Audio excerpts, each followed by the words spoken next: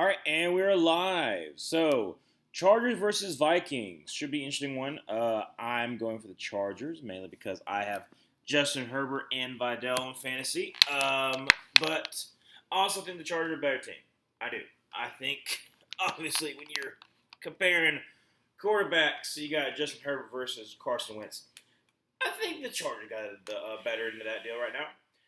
That was my dryer being done. So the Vikings are getting the ball first.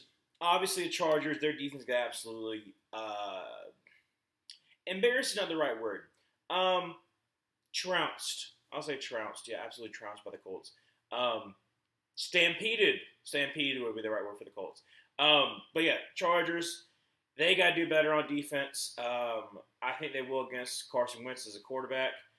Return up to 10 to the 15, up to the 20, up to the 25. Cuts back, oh my gosh, 30, 35, 40. And Dicker the kicker with a tackle. Look at there, Dicker the kicker. Nice form tackle. However, there is probably going to be a hold of some kind. Because you did get the edge there. But like I said, I think that it's holding. So I think the defense is going to be a little bit better for the Chargers. And I'm going to go with them. I think, I'll say 27-17. 27-17. I think the Chargers, like, their offense is good. I think that they're going to be set up with some good field position probably once or twice because Carson Wentz is Carson Wentz. And, yeah. I think this will be fine, though. I think this will be fine. Yeah, so Carson Wentz starting for the Vikings. The Vikings are just waiting for JJ to come back at this point in time, hoping that he can be good. Because it's not looking too hot. Not looking too hot for the Vikings right now. I mean, you're 3-3, which is not terrible, but, like, you got a rough division ahead of you. So from the 16-yard line after that penalty, going to be a shotgun formation. Saw Thielen going in motion to the right. Drops back to pass. Checks it down behind Aaron Jones. So incomplete pass. Second down 10. I thought they said that Mason was starting, so I don't know why Aaron Jones was in there first. Anyways, yeah, I don't know why they didn't start him. Oh well. So, like I said, second down 10 from the 16-yard line. Got to be under center with pistol formation. Aaron Jones in the backfield, and going to be absolutely nothing there. I mean, great job by Tart. Tart just absolutely whooped Brindle on a nice little swim move. I mean, as soon as he snapped the ball, bam, like timed it up perfectly, got in the backfield, made Aaron Jones had to do a jump cut, and then Denzel Perryman just kind of took it on. So, what's up there, Dobie? Yeah, so like I said, it's third down 10, no kind of yardage whatsoever for the Vikings so far. Wentz going to be in shotgun formation with Mason off to his right. 32% on third down. Good night.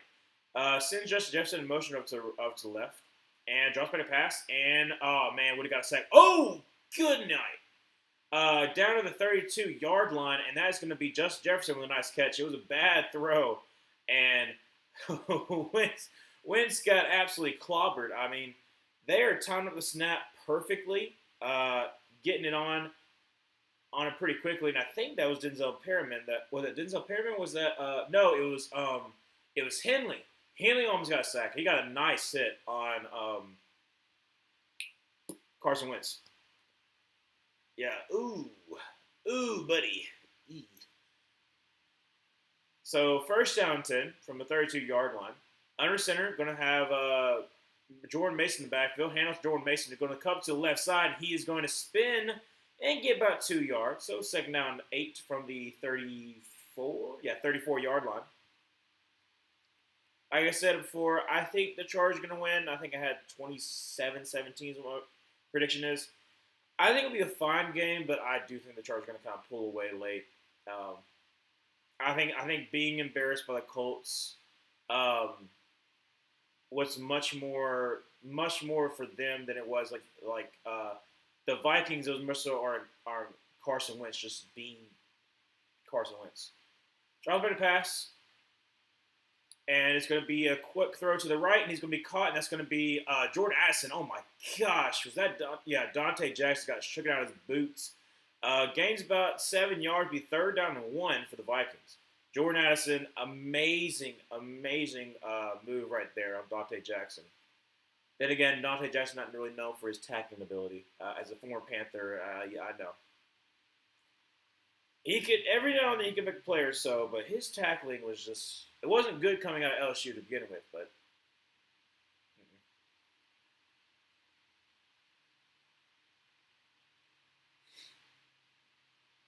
all right, so under center with Justin Jefferson in as a running back, okay, and immediate pressure is gonna have to. Oh my gosh, it's terrible. Throws off the back foot and okay. So first of all, they I don't know what kind of formation you thought you were doing, but Duran James blitz off the backside. You had you had Jordan Mason in at fullback. You had Justin Jefferson in at tailback, and they kind of knew that you're going to go try to go to the flat with him, so he's got it covered. And then Duran James just like came like a missile on the backside, and there was nothing for Carson Wentz to do. He just kind of like rolled out and just like chucking it outside, chucking it out of bounds. So not much you could have done, but still kind of amusing. So 3-and-out, not 3-and-out. They got a first down, right? 11:47 to go in the first quarter. Punt is underway. They're not really coming after though. So let's see here. Going to be a fair catch at about the 17-yard line.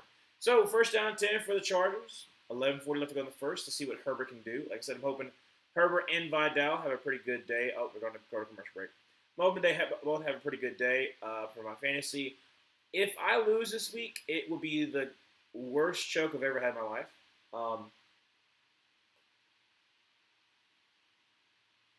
Right now, I'm going up against the number one person in our fantasy league. However, he started out undefeated, and then he's gone on a losing streak. And this week is by far his worst because everyone on his team is either injured or they suck. So I think he's projected to have he can make some moves, but right now he's projected like 66, and he can maybe get up to 86. So I'm pretty sure I'm gonna win this week. I think I projected to 115 or something like that. So unless it's a colossal fall off, I should win this week, and they'll help me out. But yeah, so I need Herbert and Vidal to do well. James Cook is on by. Well, no, James Cook not by. James Cook, I'm starting. I think I'm starting. Yeah, I'm targeting James Cook and Vidal instead of starting Juba Hubbard because I want to see another week of them trying to share carries and see how that goes. So even though the Panthers' run defense has been good, I'm still starting James Cook, and I don't feel great about it because I want the Panthers to win. I don't know. Like I said, I want the Panthers to win. I do. I really want us to win. Do I know we win? I don't know if I can trust the Red Rifle. I don't know if I can trust old Andy Dalton. I don't know if I can. So I didn't even know we were going to win with Bryce Young, but I definitely don't feel confident with Andy Dalton. But, if we lose, it'll be part of what I thought we were going to do was lose to the Bills and the Packers at the very beginning of the season. So I wouldn't be surprised. I'll be surprised if we win. I'll be happy if we win. But you never know. But yeah, we're at commercial break, and like I said, Vikings is pretty much what was this? Lazarus? Okay, whatever. Like I said, I think my prediction will stand. I still feel I want to see how the Chargers do on their offense drive this right here, because like I said, I feel like the Vikings offense is going to stall out a couple times and probably have a turnover or something like that. So from the 17-yard line, shotgun formation, could have two tight ends to the right, and going to be a handoff to Vidal, who's going to try the right side and got absolutely nothing. Bernard got him for a 3-yard loss. So not the greatest start, but we can get we can do better. We can do better. Anyways, um, second down, 13. I do love the classic. Well, I don't know. Are they technically like the classic ones, or like they supposed to be newer? Like the Chargers uniforms, they look like the throwbacks, but like slightly off a little bit. Still good, but like they look like the slight like the throwbacks, like the dark blue and throws, and that is oh my gosh, picked off Isaiah Rogers up, and it's going to be a pick six. Um, uh, yeah, that was not what I was expecting. Um,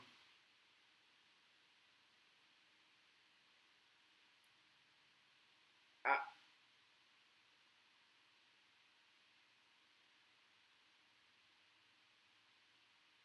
so okay. So bringing the safety blitz off to the left side, throws, and it is indeed a bad throw to Lam McConkey behind him. Um, oh, please tell me that's a drop. Let's see here. Hold a second. Hold up a second. Hold up a second. Please tell me that's a drop. I don't know. I want it to be. I want it to be incomplete, but I don't think it's gonna be incomplete. It's official review. Well, that's two bad plays by who I need to do well. Okay. It moves a little bit, so I think he's good because the finger's still wrapped around it. Uh, mm, like I said, on the field is called interception. That angle makes it look like it moved a lot more than it actually did. So I don't know. Okay. Delby, if they win with Andy Dalton, those will be some pleasant surprises. But yeah, there are some difficult teams that have to go up against. Kind of like how I have the Ravens as a loss already week one, but now it could be a toss up given that Lamar Jackson is coming back from injury. I don't like the fact he's coming back from injury though, because he typically wins games when he returns. Typically, yeah. Like I said, so I guess their thing is gonna be overturned. Incomplete passes freaking go. Okay, we got a second chance. Second chance, Justin Herbert. It is third down, 13. Good lord, thank you. But yeah, no, I think I was a toss up for the Bears and Ravens because of the fact that one, yes, he does usually do well when he's coming back, but also the Ravens just have not been there, have just not been that kind of team. So I want to believe in the Bears, I really do, but I think I went with the Ravens. I think I did because this is also the beginning of where the Ravens have a little bit of an easier schedule going forward. What are we doing? All right, now we're our start. Okay, so from the 14-yard line, third down, 13, shotgun formation, running back to his right. Herbert drops back to pass and steps in the pocket and is going to throw on the run. It's because a 31-yard line, and that is none other than Keenan Allen. First down. All right, so that's better. Not an interception, thankfully. That that that was like a shock and awe because the fact that I was like, oh well, as long as we don't have a complete collapse, and then Vidal rushing for -3 yards, and it was like a pick six, and I was like, okay, but we're good, We got completion, so Justin Herbert under center, I formation, gonna be a handoff, and that's gonna be Vidal who's gonna get like nothing. Absolutely nothing. Good night. All right, well, there we go. Vegas had the Ravens plus 6.5. Now, it's before Lamar came back from injury. Vegas definitely has sources better than Adam Schefter. Like, wait. So, either they had it before because they knew that Lamar was coming back, because that doesn't make any sense at all. That makes no sense at all if they did it like without even knowing that Lamar was coming back. I mean, maybe it wasn't like no official, but they kind of figured that he was coming back. Drops back to pass, throws to the right side, and caught. And that's going to be that's going to be a 9-yard gain, and that's going to be 3rd down and 1. And that is what's his name? The rookie tight end. Gadsden. That's right, Gadsden with the catch. I couldn't think of his name for a minute.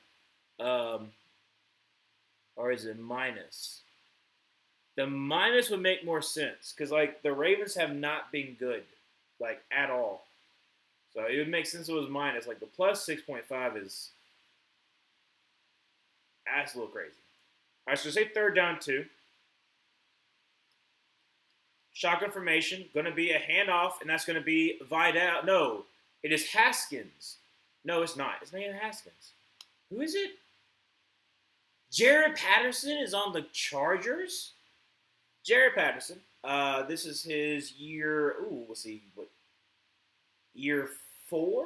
He was at Buffalo. Had one of the best games I've ever seen in my life. He had like over 300 something rushing yards. At Buffalo, and I think it was like a 4th round pick, and I did not realize that he was at the Chargers. So going to be a screen pass to Lat McConkey up to the 45 and gets down to the 46. So nice gain there, about 4 yards. 2nd down 6. It was set on Monday, and then he returned on Tuesday. Yeah, the line hasn't changed since Monday. It's Ravens by 6.5. Okay, so then that makes I think that the Vegas knew that Lamar was coming back. That's what makes sense to me. They knew Lamar was coming back. They're like, okay, Lamar's going to be good coming back, and they're going to provide a spark. That's what I'm assuming. It makes a little more sense. Like the Bears have been, they've been good, but not against the best opponents. Shotgun formation, drops back to pass, throws across the middle, and that's going to be caught by none other than Gaston once again. That's two great catches by Gaston. 1st down 10 for the Chargers. 7:25 to go in the 1st quarter.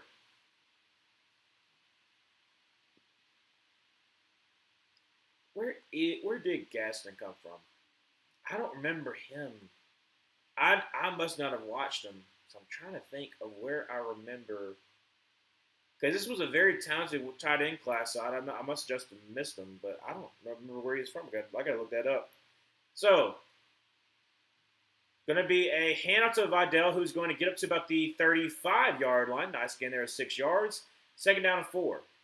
Let me see. Where in the world is Gadsden? I mean, not Gadsden, I don't know where Gadsden, Alabama is. Let's see here. Yeah.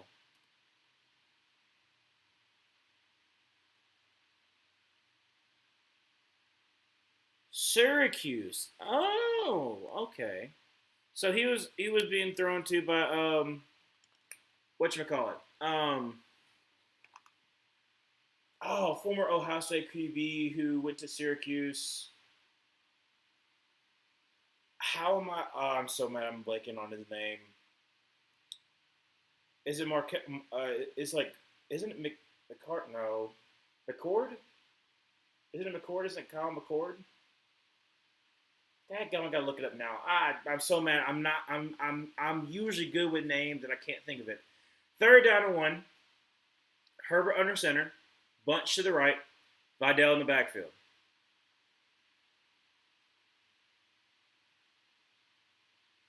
Gonna be a flash to pass. That's in the pocket. Throws. And that's gonna be caught. That's gonna be live. Caught 20 and down about the 16-yard line. However, there is a flag. Dadgummit.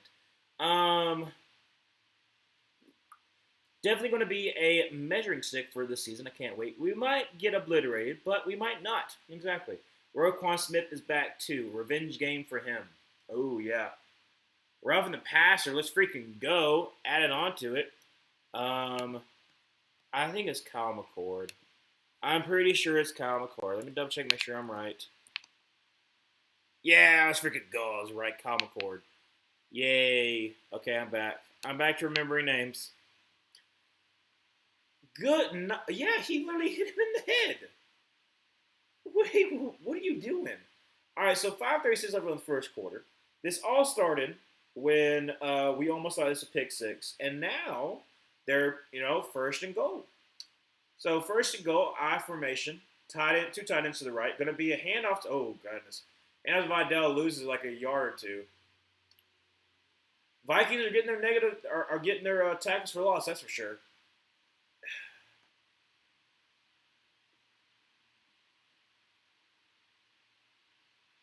I don't know how we miss trying to block Bernard. He's fast enough to get to the backfield, so I don't know how we miss on doing that. But, 5-2, let's go the first quarter. Second down, second and goal from about the, let's see, I think they're back at the 9.5, 10. Yeah, 10-yard line. Under center, Vidal in the backfield. Going to be a flash pass, and Herbert is going to avoid another sack. Good night. 10, and down to about the 8-yard line. He avoided 2 sacks, got 2 yards on the play. Back to the original line of scrimmage. Third and goal. Look at Herbert. I mean, I don't like the way he was carrying the ball, but look, he's holding it out like this, and then he eventually tucks it in.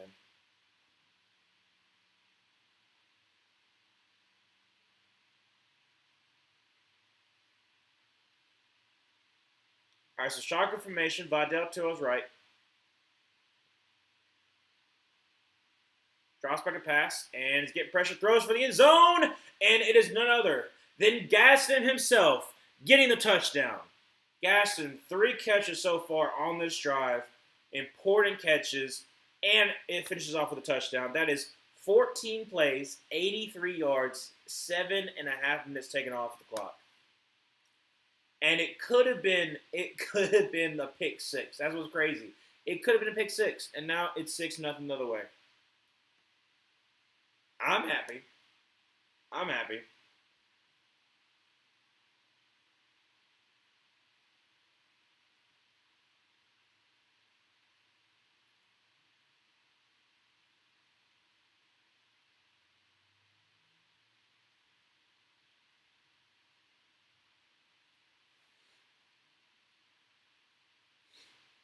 All right, so extra point by Dicker the kicker. Oh, my opponent does have Dicker the kicker, though. I will say that. My opponent does have Dicker the kicker.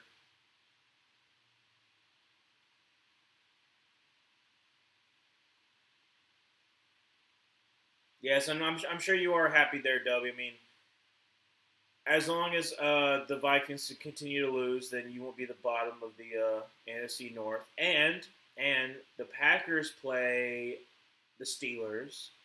Lions play. Oh, who do the Lions play again? Because the Packers, if they lose to Steelers, would be hilarious. Mainly because Aaron Rodgers would get in that range of beating every single team. So that would be funny if that happens. I don't know if it would, but it could. And I'm trying to remember who the Lions play this week. But there's a chance that if the Bears beat the Ravens, that they could be the number 1 team in the NFC. And he barely made it. Barely made it. So 7-0, 4-1 left to go in the first quarter. Yeah, I'm trying to remember who. Let's see. All right, let's look through it. Since we're going to commercial break, let me just go ahead and see. Because I've already done my pickings. And I'm trying to make sure who people are playing. All right, so got Dolphins at Falcons. Obviously picking Falcons. Emmanuel should be happy. Bears Ravens. I think I picked the Ravens, but I'm not for sure. I might pick the Bears. I think I had like a toss up for that one. Jets Bengals. I picked Bengals. Like I said, Jets are just horrible. Bills Panthers. I'm pretty sure I picked Bills. Pretty sure. But I might pick Panthers, just be like, if I get it wrong, I get it wrong. 49ers Texans.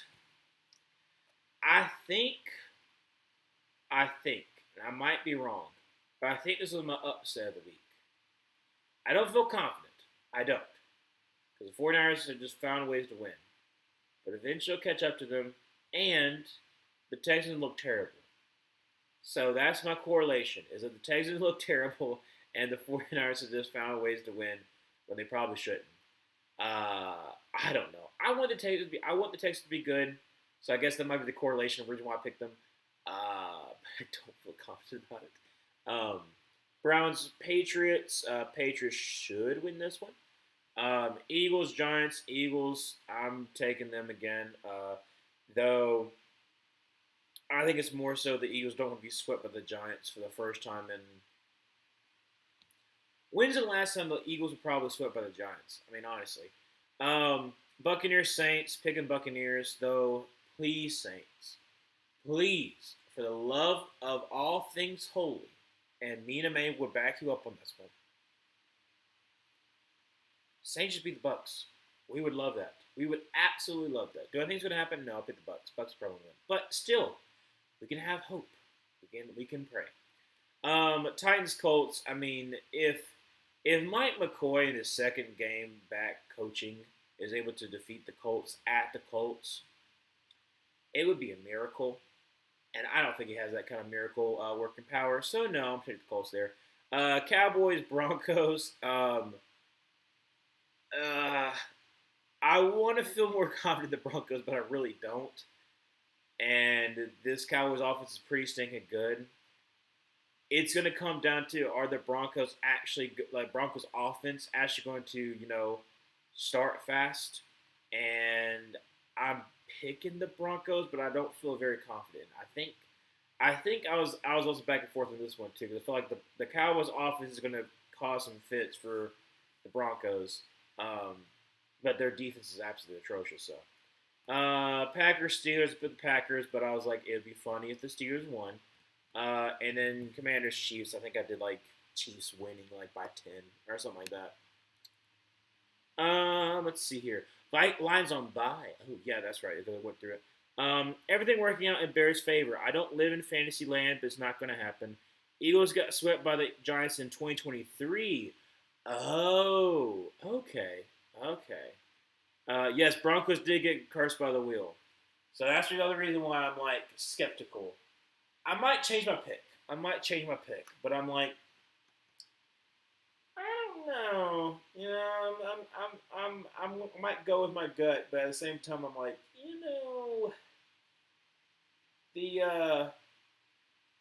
the wheel is like what 6-1 right now. I think it's 6-1. So it would be funny if the Broncos lose because of the curse wheel. Will be hilarious for Brandon Perno. But I think I'm still going with the Broncos.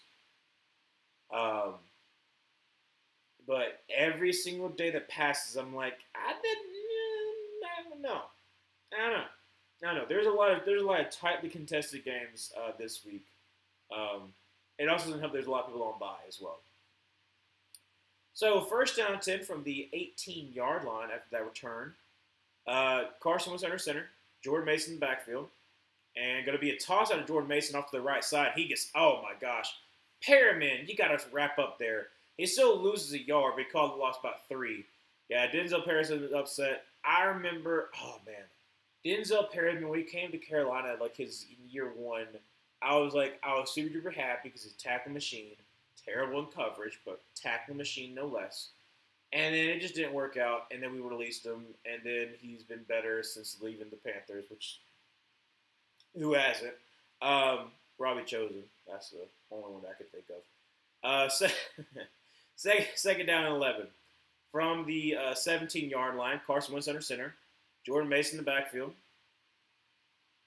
Going to be a flash pass, and it's going to get sacked. Oh, he evaded the sack, rolls up to his right, and is again going to throw, and that's going to be incomplete pass. Try to get a Jordan Alexander, and it's going to be third down and 11. And Mac is kind of like arguing, like, "Hey, I thought I got held there." I mean, he literally had Carson Wentz in his grasp, and he just let it go. So I don't know how he got away from that. He's right there. No, it's not a hold. It just power driver into it. Technically 7-1 since Brandon cursed himself and the Lions last time they lost. Gotcha. Okay.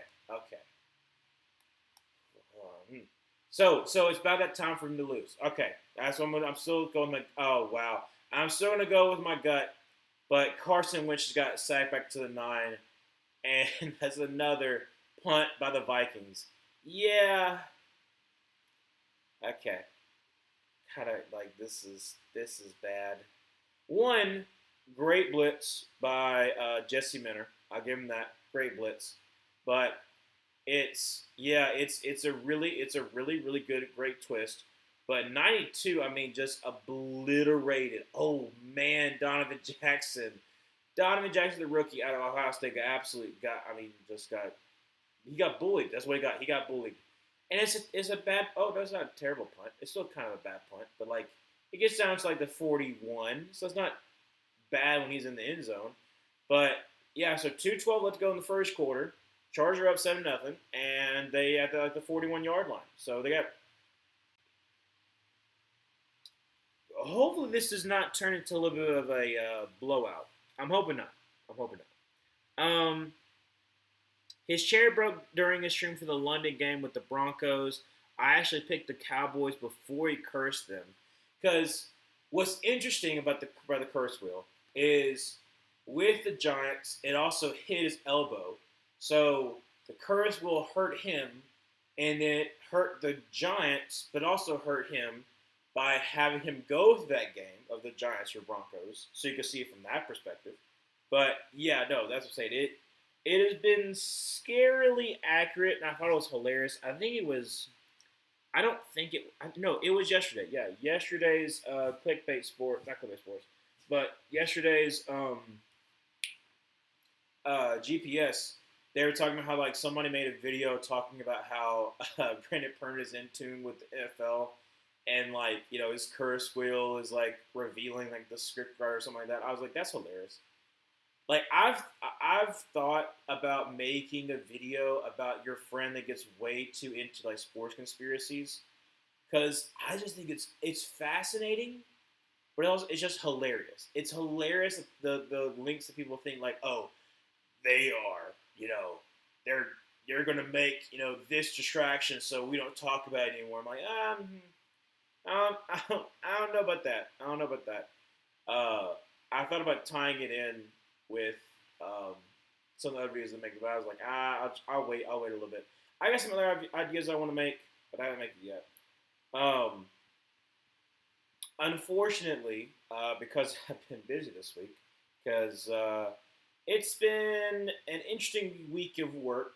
I have not been able to film, and that's kind of pushing me behind again, and it sucks. So I'm going to try to get one video out this weekend. I'm not going to be able to get out the video of what I want to get out with. I'm not going to be able to do. I'm not going to be able to do the basement video for another week, so I'll have to do basically 5 weeks in one, which is going to make it a long video. But I'm still going to be able to. I'm still going to do it. I'm still going to do it. But I hate the fact that I have to keep on waiting another week, because I have stuff that comes up. But I will get it out, and then I'll be doing more. I'll do more on time. That's offsides, easy offsides penalty, and so it's an easy play. Throws down the field. That's going to be dropped by Lat McConkey. Okay, well it's offsides anyway, so it doesn't really matter.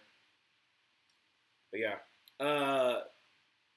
Yeah, that's what. Yeah. When I said clickbait, I didn't mean that, and then I was like, yeah, they didn't even do it this week. Surprisingly. So yeah, offsides by Bernard's gonna be first down to 5. But yeah, it literally is a good pass, and then Ladd just straight up drops it, just straight up like right in the numbers. He tries to like I guess because he also tried to catch it with his body. I mean, he just dropped it. So from the 46-yard line, under center, going to be a handoff, and that's going to be Haskins, who's going to get up to about the 50-ish yard line, maybe the 49, 50-yard line. So it'll be third down and about 2 for the Chargers.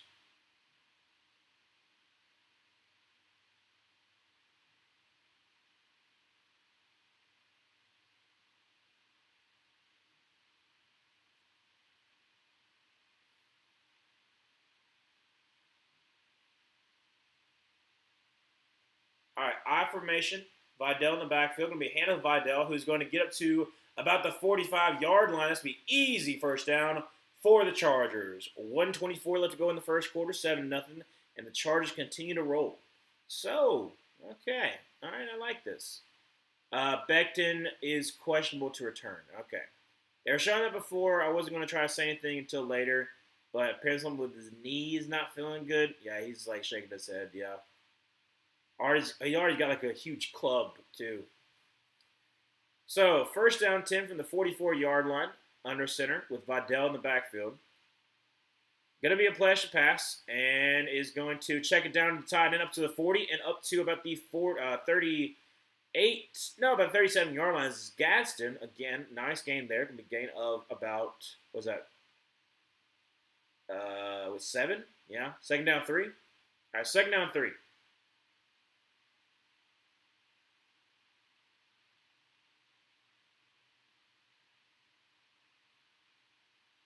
Gaston so far, 4 catches, 37 yards, and a touchdown. Pretty good day so far.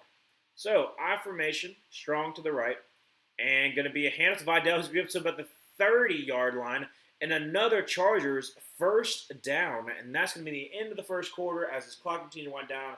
7, 6, 5, 4 continues on. So, we will go to the end of the first quarter, 7-0, and the Chargers have been dominating this game.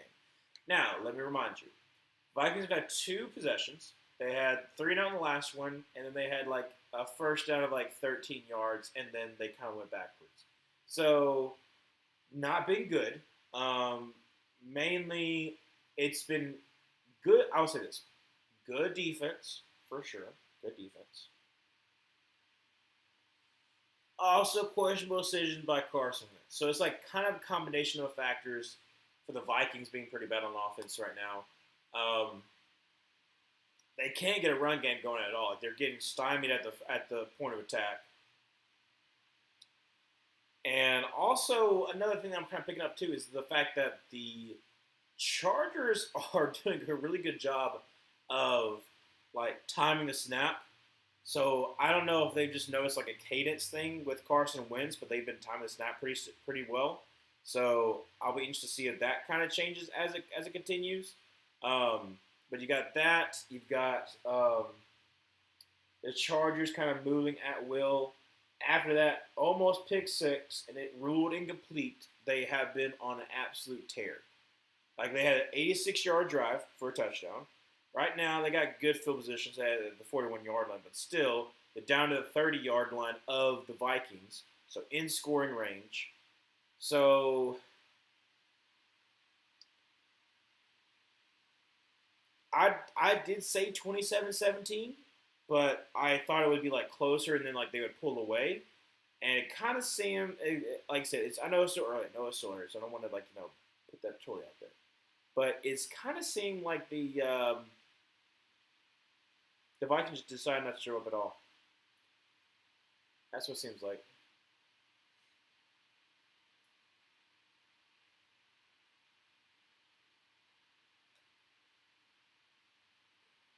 Welcome to Derry. I never watched any of the It's. I don't know. I'm not like a horror fan. I think I've already said that more times before. I'm not really a horror fan. It's more so if I don't believe it's real, then I don't get scared. So that I don't get the same feeling that other people get when they watch the movie. Because like most of the times the story isn't very, interesting. It's usually just like either jump scare or stuff like that. So like if I don't believe it's real, then I'm not really going to be scared. I'm like, oh, meh, yeah.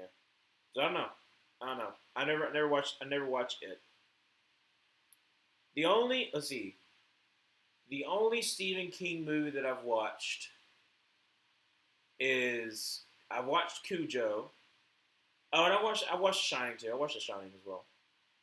All right, so from the 31-yard line, under center, going to be a play action pass, and it's going to step in the pocket. It's going to scramble up to the 30 to the 25, and gets a great block by Vidal up to the 15 and down about the 13-yard line is Justin Herbert, and that's another first down for the Chargers.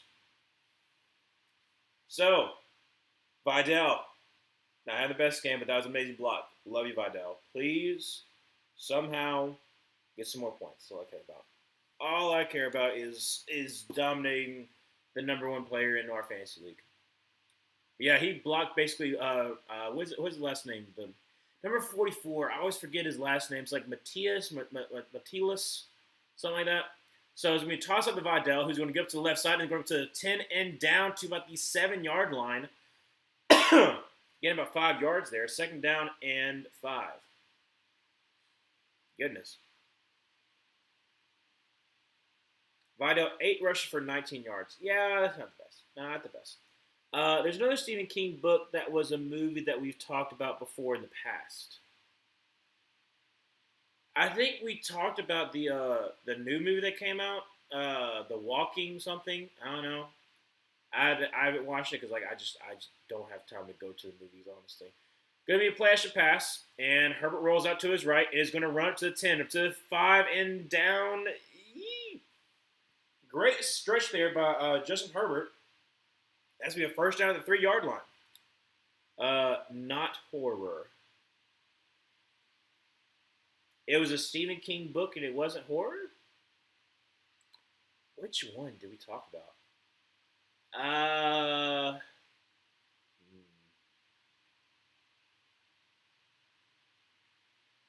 It's old. It's old.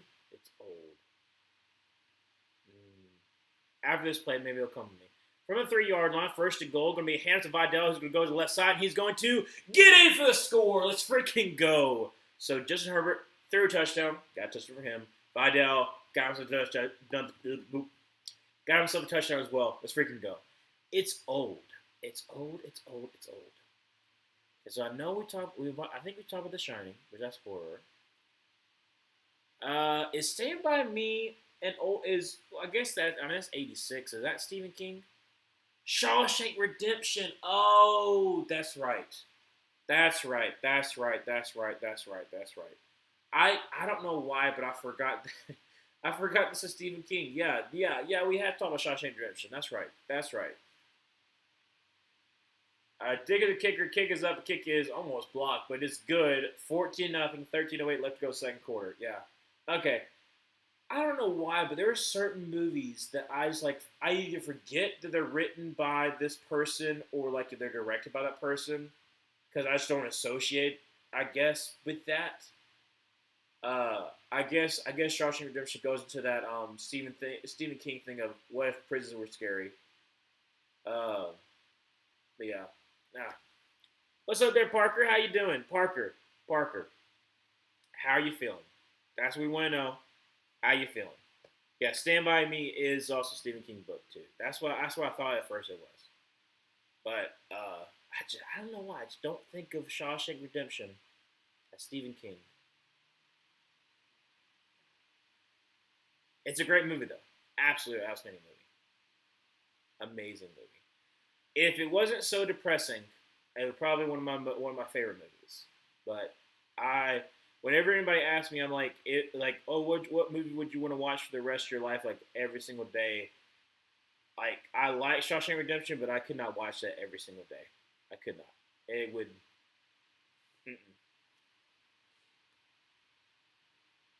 It's a great story that ends well, but there's a lot of stuff you got to get through. Yeah, that's it. That's what I'm saying. I'm hoping, Parker, you're feeling better. I'm hoping you're doing better. Like I said, I don't know if like how things are going, but I'm hoping you're doing better.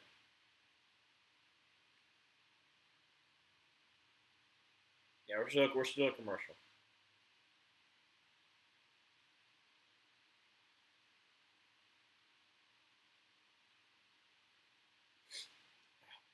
I don't know what it is, but every single time that I've been streaming for the last 2 weeks, my nose keeps on getting stopped up.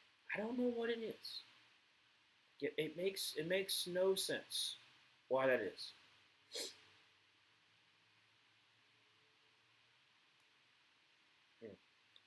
14-0. Chargers are up. I mean, not yeah, yeah. Like it stopped up right here.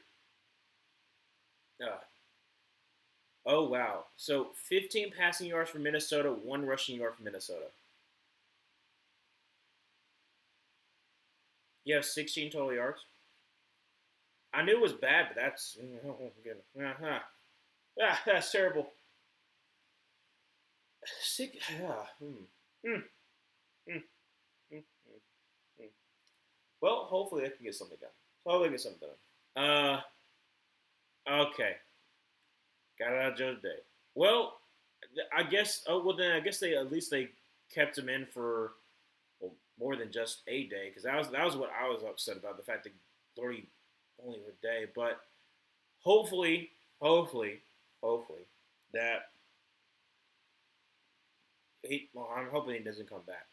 Uh, well, hope we're. Well, hope. Okay, so he's living in his sister's house now. Okay, good, good. So hopefully there's some separation. Not coming back. Like I said, he move on with his life. Y'all are move on with your life.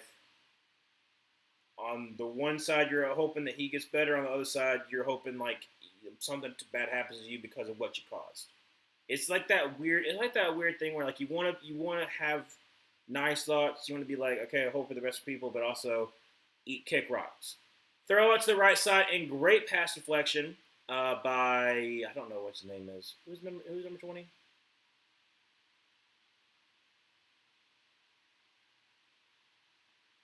Don't remember his name. Second down 10. But like I said, hopefully separate. Hopefully move on and um, move forward. Move on and move forward. Because like I said, that's unfortunately that's how we get through some dark stuff is moving on and moving forward. Um, Gonna be a rush for 5 yards by Aaron Jones. Um, yeah, like I said, that's how I've tried to do it. Um, just because, like if you let the bad things control your life, that's where it gets to be a very very dark spot. That's what I've kind of learned over. I mean, I'm only 25, but like still like what you kind of go through, like the bad things, let that kind of continue on down the line. Um, it kind of takes over. So third down and 5 from the 35-yard line. Shotgun formation, much to the right. Drops back to pass. Wentz throws, and it's going to be caught by Justin Jefferson up to the 45-yard line. That's the first down, no, 44-yard line. So first down for the Vikings. Ooh, goodness.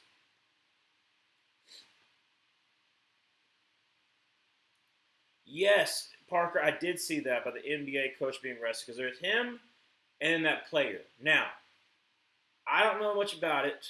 I would probably have to ask Luke about it because Luke would definitely know. But I unfortunately do not keep up enough with NBA to know what's happening. I just know something about FBI and betting. Going to be a handoff, actually a toss to Aaron Jones. Gets about 3 or 4 yards in the play. To be second down about 7. Carson Wentz is kind of like shaking his hand a little bit. That's not very good.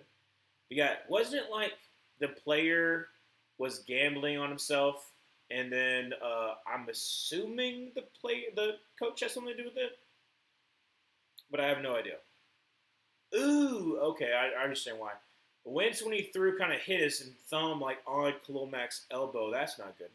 So,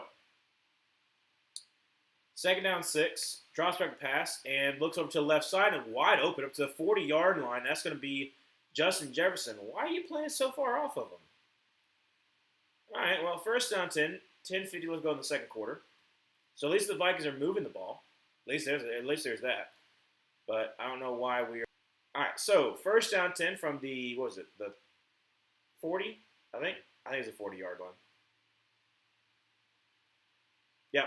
Shotgun formation, going to send Addison motion to the left, and going to be a flash of pass. Going to throw out a little screen pass, and Aaron Jones gets about 3 or 4 yards. I'll give him 4. Second down 6. Second down 6. Aaron Jones asked for a little bit of a breather. So this is the first drive the Vikings actually had that they were actually able to move the ball down the field a little bit. Derwin James is a little bit questionable. That's not good. And Jefferson is also kind of questionable. So both their safeties are out right now, which is not good. So hopefully the Vikings capitalize. 9:50 left to go in the second quarter. Second down 8. Shotgun formation with Mason to his right. Draws back to pass. And Wentz throws, popped up in the air. Oh, man. Oh, it was almost picked up by Denzel Perriman. It pops up in the air. Almost caught by Justin Jefferson, but it falls to the ground. It is third down and 8, 9:40 left to go second quarter. Well, yeah, Charlie Kirk, that happened. How long ago did that happen? I actually never watched the video. Like I heard about it, and then I was like, I don't need to watch the video if I've already heard about it. I don't need to see that. So I'm not. If I don't ever see that, I feel like I will die a happy man. I don't need to be seeing blood spatter out of somebody's neck. Third down and 8 from the 38 and a half yard line. Draws back to pass and Herbert. And Wentz throws it, and it's going to be only a 2-yard completion. I mean, on third down and 8, you're going to check it down to the running back? Okay. So fourth down and 6. 9:25 to go in the second quarter. 14-10, and the Vikings was once a promising drive. Have to punt the ball away. Well, no. Oh, okay. So that's right. They have Will Record. So Will Record so far from 50+ yards, he's 12 for 16. Not too bad. Not too shabby. See, this will be what is this one? 54? Yeah, 54-yard field goal. Try to put him on the board. Kick is up, and kick is yeah, he got it. All right. So Vikings are on the board. 14-3. 8:55 left going second quarter. There we go. Yeah. Let's see here, Parker. I don't know. I couldn't answer that for you. I would assume so, but I don't know. Like I said, I wasn't on college campus when it happened. I graduated in the spring. So I wasn't on campus, so I couldn't tell you that one. I could not tell you that one. I'm sure like there's some people who like them, some people who didn't. Like I said, that's pretty much how it always has been. But I know, like I said, I've had some friends who didn't like them. I had some friends that did. So, oh no. I did have a lot of my students ask about it. Like I said, I tried to have that many conversations about it because I know it was a interesting topic. And for the most part, whenever students talked about it, I was like, hey, let's just move on to what we're actually supposed to be talking about. But, that's been,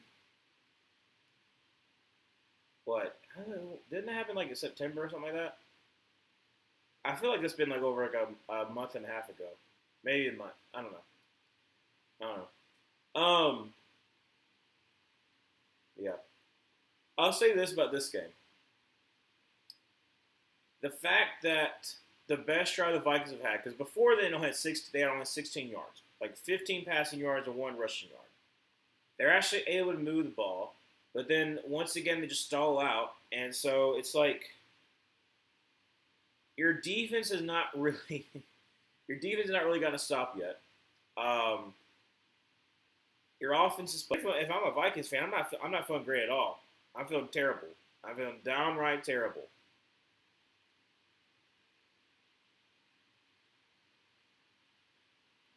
Oh my gosh! Next Thursday night is Ravens versus Dolphins. Oh, okay. Well, Dobie, if the Ravens actually look good coming back, I don't know. That's going to be an awful game to stream. All right, well I got to prepare myself for that.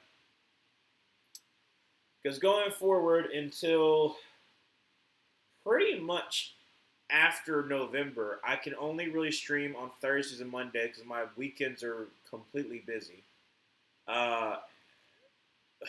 Golly. 10 to 15 up to the 20-yard line, up to about the 25, and that's where the Chargers are going to start off the ball. 8:50 to go second quarter. But yeah, that's all right. Well, they'll just. I guess they'll have to work. Okay. Also, question. I don't know if you also know this. So I'm trying to remember what it is. When is the time they usually kind of change some of like the Monday Night Football games? Maybe they might could change the Thursday Night Football game because like Dolphins versus Ravens is not going to be good. It's not. It's going to be terrible. From the 25-yard line, under center, two tight end set to the right. Actually, three tight end set.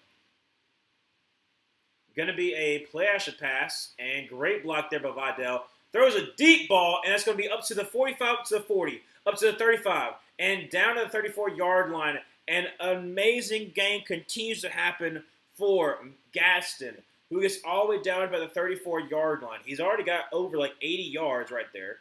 But yeah, Vidal has an amazing block on Dallas Turner right there. That is an amazing textbook block. Matlock gets beat inside. Vidal fills the hole, and he's able to allow Herbert to throw that ball. That's an amazing block. Amazing block. Like 5 receptions for 78 yards. Going to be handled by Vidal, unfortunately, immediately met by Cashman. I mean, he was like in the hole, so lost about a yard or so. Let's see here. Parker, Penn State football going to lose Ohio State this Saturday. Penn State, yeah, dude. If Penn State can somehow turn it around, then sure. But they have just been awful, and I think it's going to continue. I don't know who take that Penn State job. There's been a lot of rumblings, but I don't really know who's going to take it. But yeah, at least offsides, and Herbert's going to throw a pass, and it gets the first down. Okay, so they're probably not going to take that offsides penalty because it's a gain of 11 yards by Keenan Allen. So there we go. Hey, there we go. So first down 10 for the Chargers. Yeah, I think she's going to decline it. But yeah, Penn State, man. I mean, I thought they would make the playoffs because like I like their schedule. But when they fell as hard as they did, dude, I thought they would be like a two-loss team going into the college football playoff. That's what I was like. It'll be a two-loss team. No, absolutely not. I'm glad I did not do a college predictions because some of my college predictions would have been terrible. Now, some of the SEC that I've done is actually working out really well for me. Like, dude, at the very beginning of the season, I predicted Vanderbilt's going to be LSU. And it's before Vanderbilt has actually looked like a really, really good team. I was like, nah, I just feel like this is one game that Vanderbilt could be able to win. And they did. I feel very good about that. They're checking right now. Medical is checking on the ref. Did the ref get hit? What happened? I guess there's concussion protocol. Make sure he's okay. I mean, I don't know what happened, but I don't know. Hey, what's up there, Manuel? How you doing? Oh, okay. He got hit. He got hit by Hargrave. All right, that's the reason why. The game has been all Chargers, pretty much. It's 14-3, but don't let that fool you. Before their last drive, the Vikings had 15 yards total offense, and then they drove down the field to like the 40-yard line, stalled out, had to kick a 54-yard field goal. But the Chargers are up 14-0, and once again they're driving down the 24-yard line. Play action pass, and Herbert is going to try to avoid the pressure and is going to get sacked by Grenard back at the 31-yard line. Second down and about 7? Yes, either 7. No. Is it 6 or is it 7? I don't know. But yeah, no, it's been all Chargers. It's been absolutely all Chargers.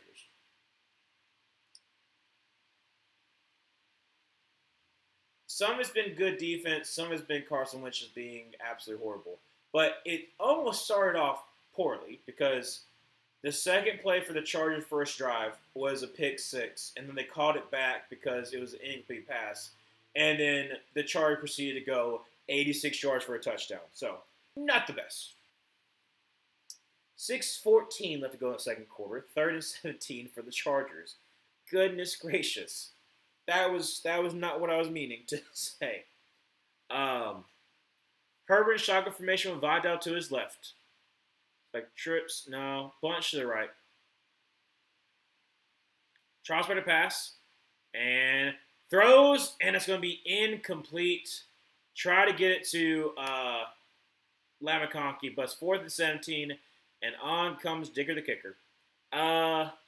Yes. So Parker said he's doing fine. Parker said that basically, I think Parker said Parker said the situation the guys at the sister's house, like his sister's house. So hopefully, like I said, they separated and just go on different paths. That's what I said before. So hopefully things will get better. So 49-yard field goal, 6:10 left to go second quarter. Dicker the kicker.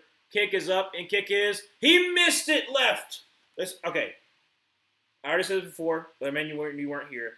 My opponent has Dicker the kicker.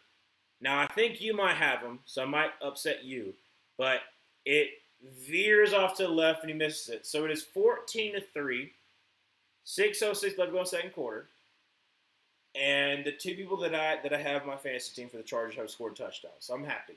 I'm happy. But, this is a Taco Bell commercial. Okay. I was confused by what this was.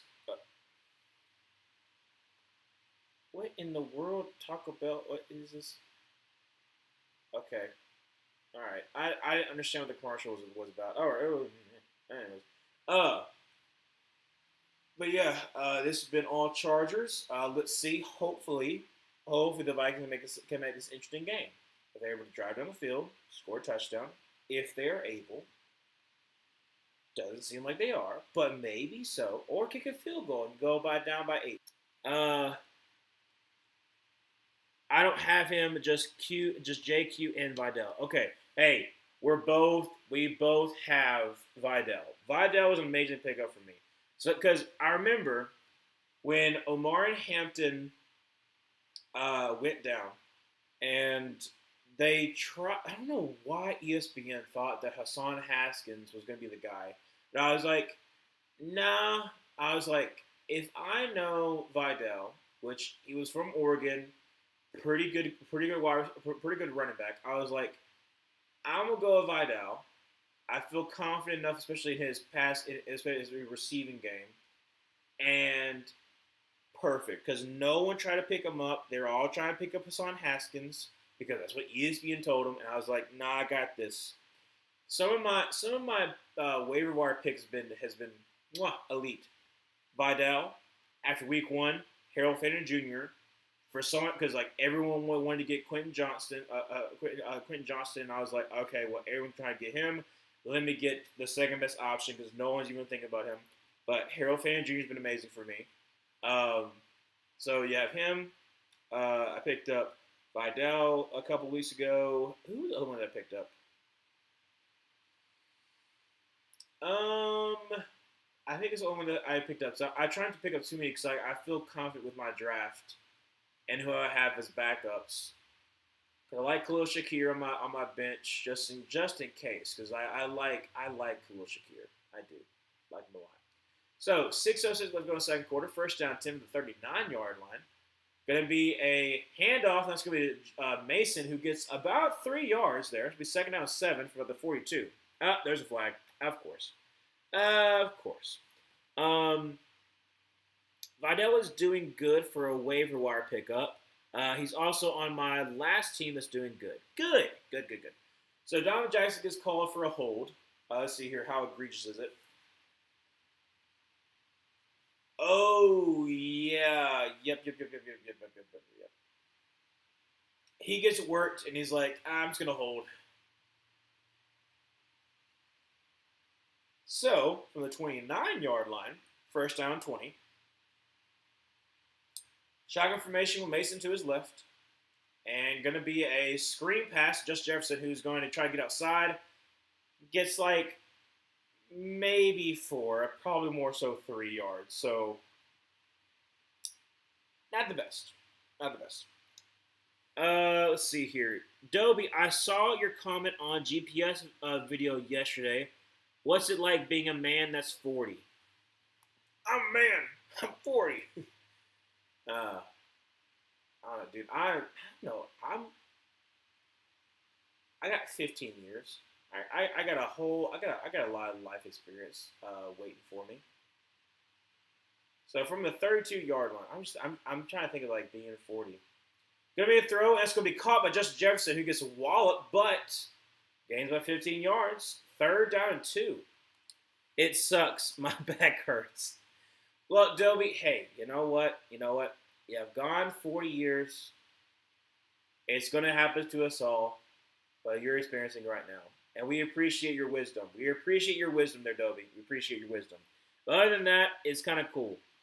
That's what I've heard. I've heard like it depends on your perspective. It depends on your perspective of 40. If you're like looking like, you know, oh, I'm so close to 50, then like your perspective goes down. But if you're looking at like, oh, you know, I'm just at my 30s, then it gets better. And it's popped up in the air, and it's going to be batted down by Carson Wentz, and he's hurt. Uh-oh. His elbow is injured. He is, oh, okay. This is not good. That's not good. Who's the backup now? Hold up a second. Max Brosner? I don't know who that is. But yeah, still pops up in the air, and then Carson Wentz bats it down to make sure nobody can get it. And he is really holding on to that left elbow. That's like it's like in the brace. Ugh, okay. Hopefully it's gonna be fine. Because this is gonna suck if it's gotta be a bad QB. Who knows? It might be good. So gonna be returned to about the 22-yard line. However, there is probably a holder blocking back. So probably push back a little bit. Dobie, I like to play video games, and I can do whatever I want. I might be the few people who still plays Pokemon at my age. Well, ain't that a dream for us all? Glad you're enjoying your grown manhood. Exactly. You should. You should enjoy your grown manhood. Just, you know, don't do what some people do with their grown manhood and have an existential crisis and try to buy a motorcycle and and do frosted tips. And I don't have anything against frosted tips, but just, you know, it definitely was a time. I don't know. Honestly, another good thing too is like when you're older and you've accrued a little bit more wealth, you accrue some spending money. Just go on like weekend trips like around where you are. Like, so I mean, my dad is old. He's very old, but he'll just be like, you know what? I'm gonna go to northern Alabama. Like literally, I went over to see him, and as I was leaving, I was like, "What you gonna be doing today?" He was like, "You know, I'm just gonna drive up to northern Alabama and see the sunset." I was like, "All right." He was like, "Yeah, you know, I'll just drive 3 hours up to go to North Alabama, just you know, just go see the sunset." I was like, "All right." And he's like, I wanted to see one before, you know, with all the leaves changing and all that kind of stuff." And I was like, "All right." And so I don't know, that it kind of gives me a little comfort. I was like, I'm glad he's going on trips, but yeah, if I ever get to that point where, I mean, he's not retired, but like if I ever like get to that point where I'm close to being retired, but I still want to spend like some money, still want to kind of experience some stuff. Like, I know more about the South than I do know about like the North or like the Midwest or like even like out west. But like, you can literally travel like 2 to 3 hours and experience something new. Or I mean, more than likely it might be closer to 6 hours. But like, you can still make a weekend trip out of something. And like, I think it's important. Maybe some people are not travelers. Some people are not travelers.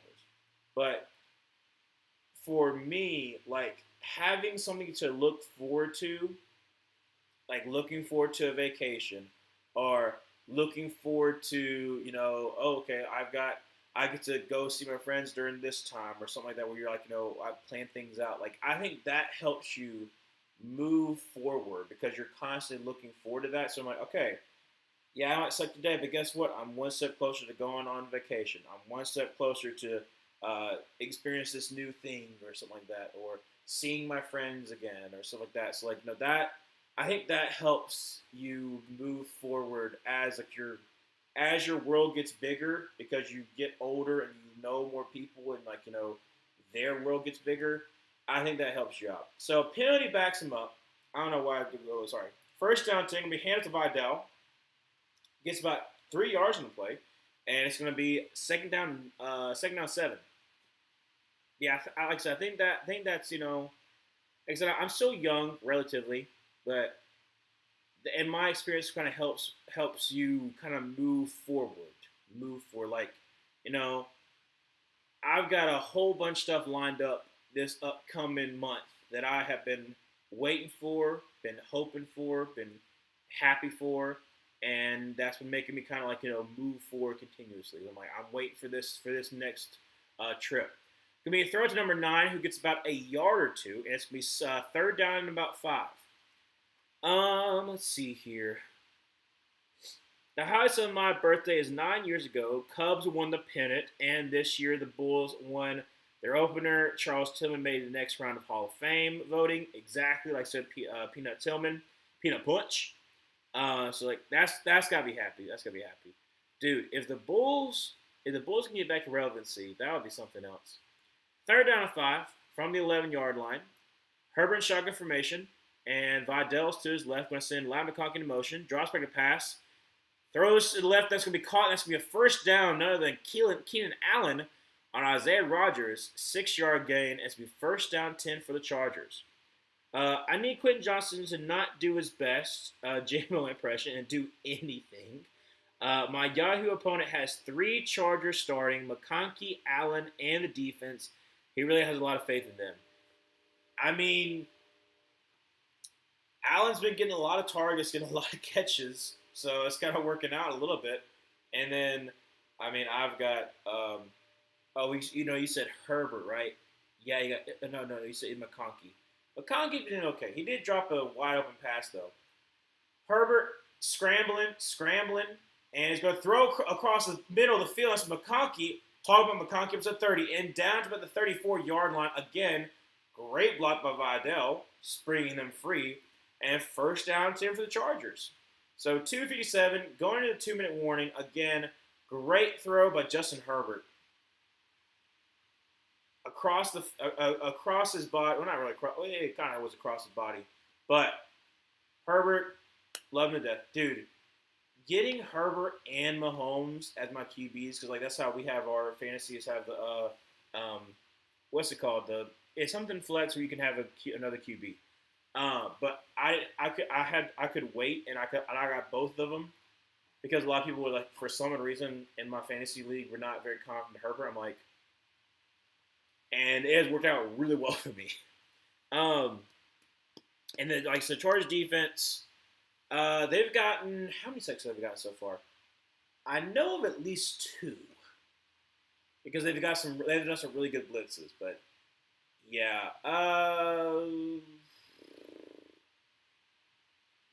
I would also be weary because I think that the Charger problem they're due for a turnover. They're getting close. And this Vikings offense is known to turn the ball over with Carson Wentz.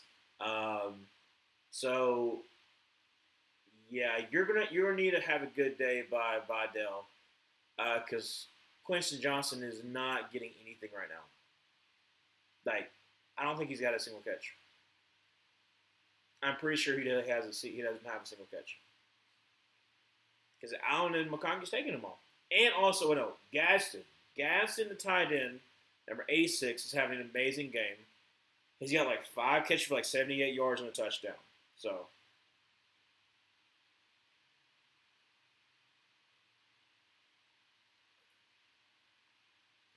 watch the fears scream your heart out. Ooh, cheers for fears. Prime Video. I think we talked a little bit earlier. But like, I'm just not really a big horror fan, and I said it before. I have to make sure that I put enunciation on the horror because otherwise it does not sound like horror. Um, but yeah, I don't know. There's a couple movies that I watch every single Halloween, but like they're never like really scary movies because I'm not like, eh. I said before, like if I don't believe, you don't believe, that this stuff is real, then like I don't know. I guess just like my mind's just like not, I guess, picking up on it. That's how it works for me. Um, like I literally was doing homework while watching The Conjuring. Cause I was like, yeah.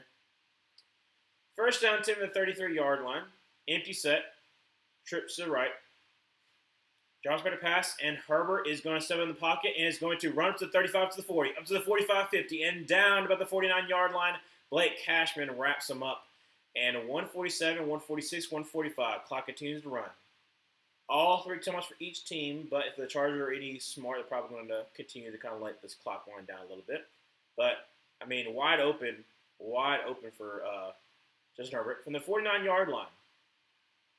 Josh better pass, and it's got time. He's going to scramble again up to the 45 and down about the 42. Gain of about 5 or 6. Second down. Clock is at 1:16. Timeout is called by the Chargers. Smart. Let's see here. That's good, Dobie. Tillman's Peanut Punch is one of, if not my favorite football plays of all time. One of the best I ever saw. And it continues to be copied. I mean, like, you see the Peanut Punch all the time. So, as far as, like, I mean,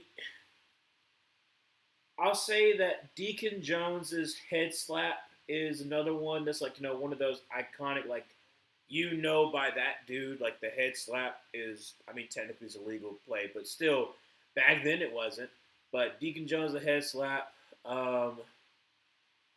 You got Reggie White's, what was it? It's like the hump, like it's almost like a forklift that he does, but he just, like, humps his, the opponent over.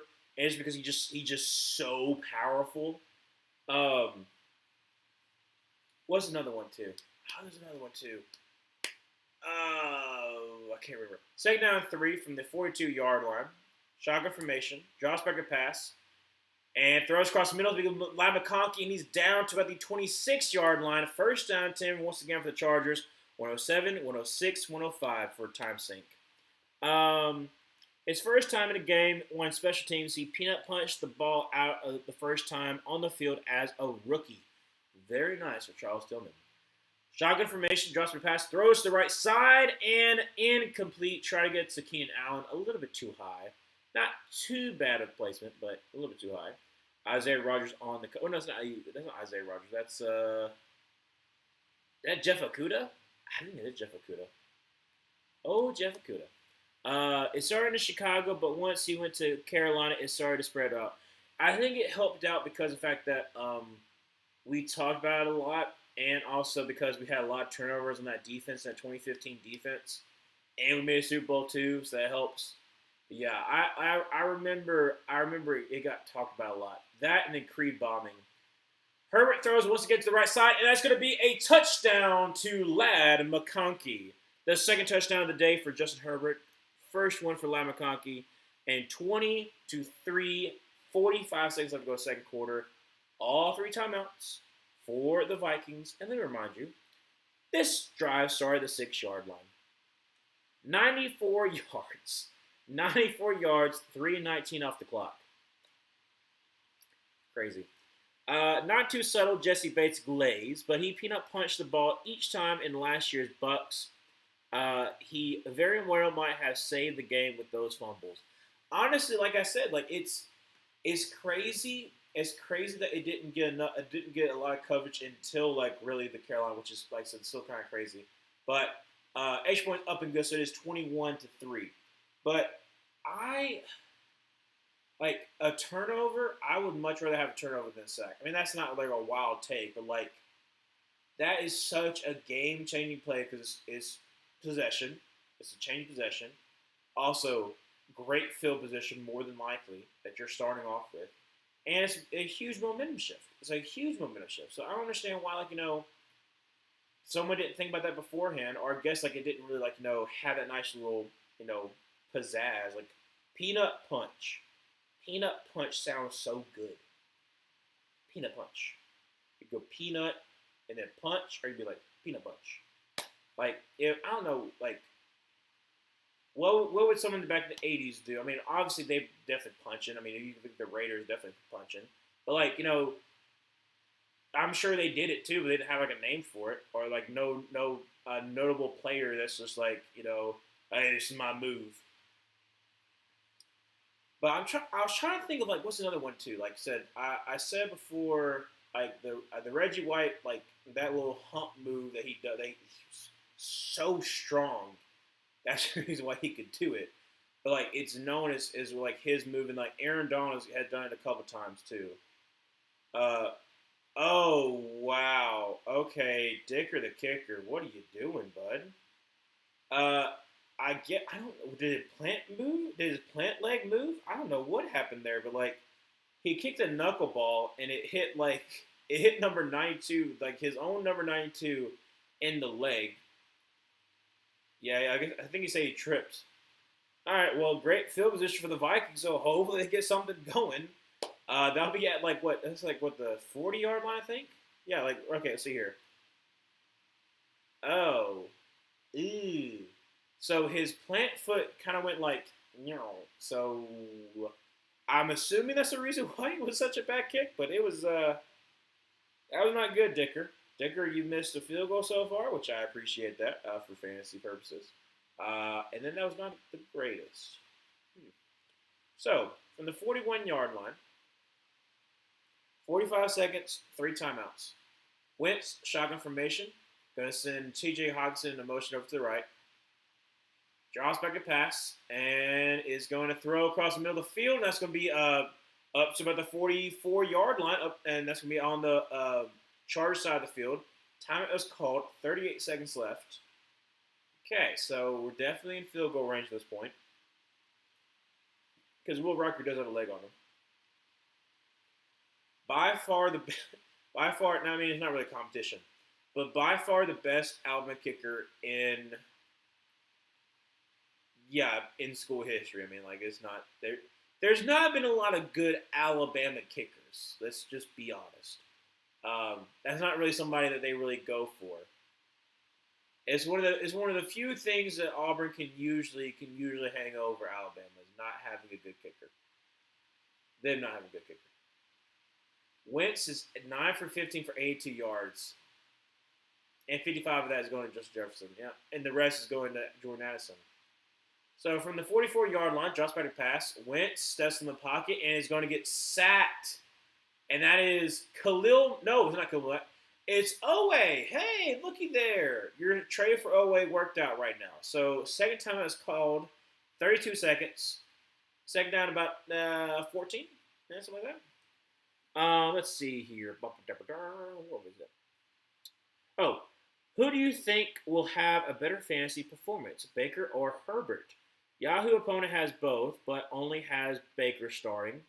Herbert already has 20 points. Dear Lord, hey, I'm happy because I got him on my fantasy team. He already has 2 touchdowns and 44 rushing yards. So, yes, I think that Herbert's going to have an amazing day. I think Baker will have, obviously, better than he did last time against the Lions. But I felt pretty confident that the Chargers were going to bounce back. I didn't know it was going to be this good, but it's still the first half. So try to be optimistic with some, little bit of understanding that it's still a whole another half going. So sack. So,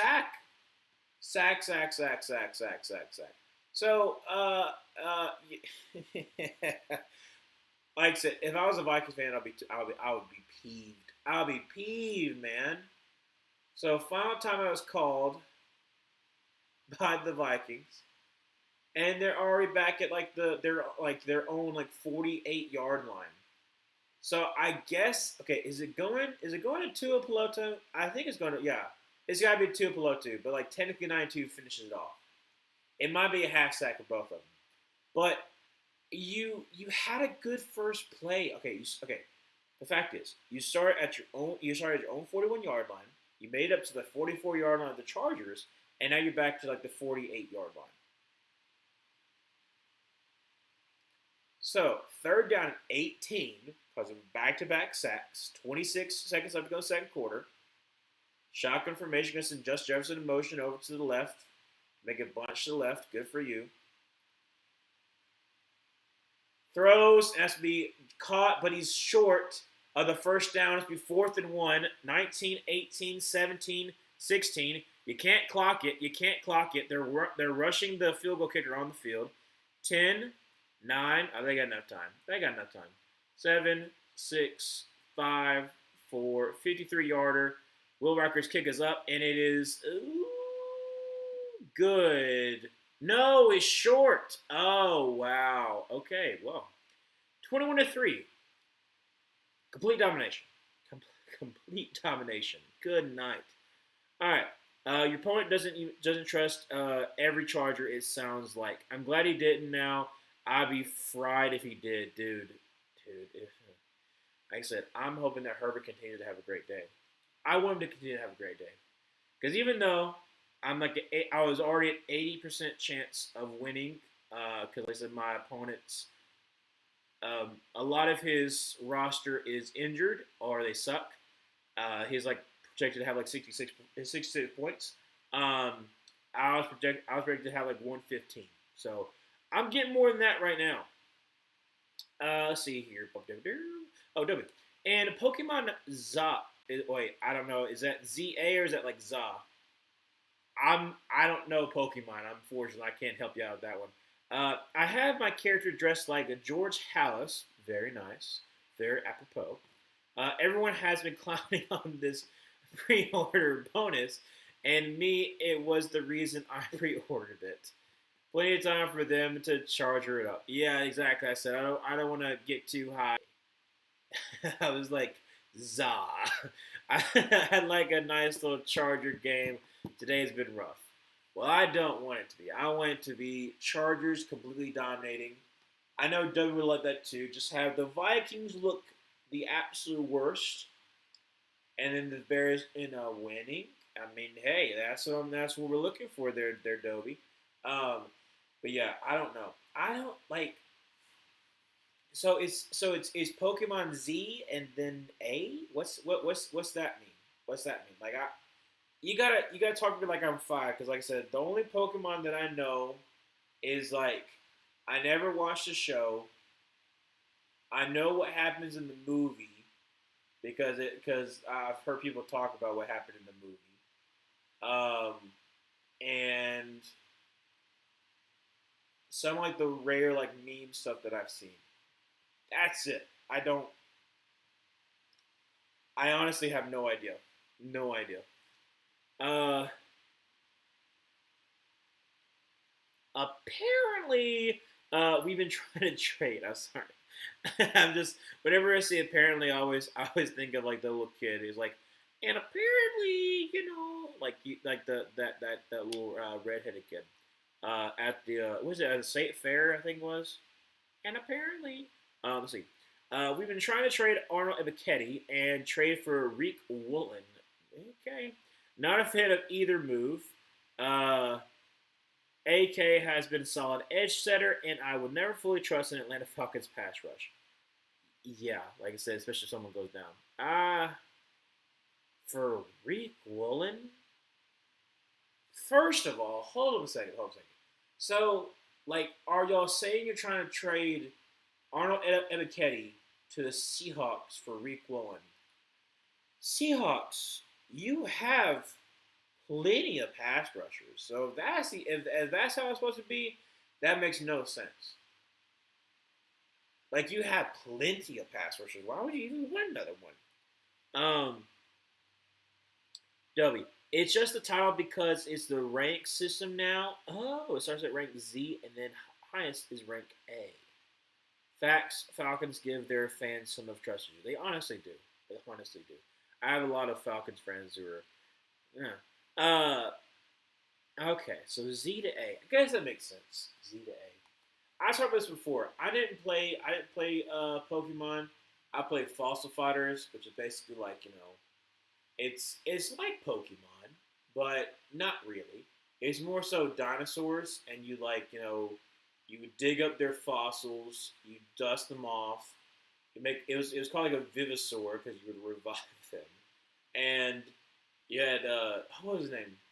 Digadug. What's his name? It was like the paleontologist, something like that. I don't know. It's been forever since I played it, but I just remember like I played that all the time when I was a kid.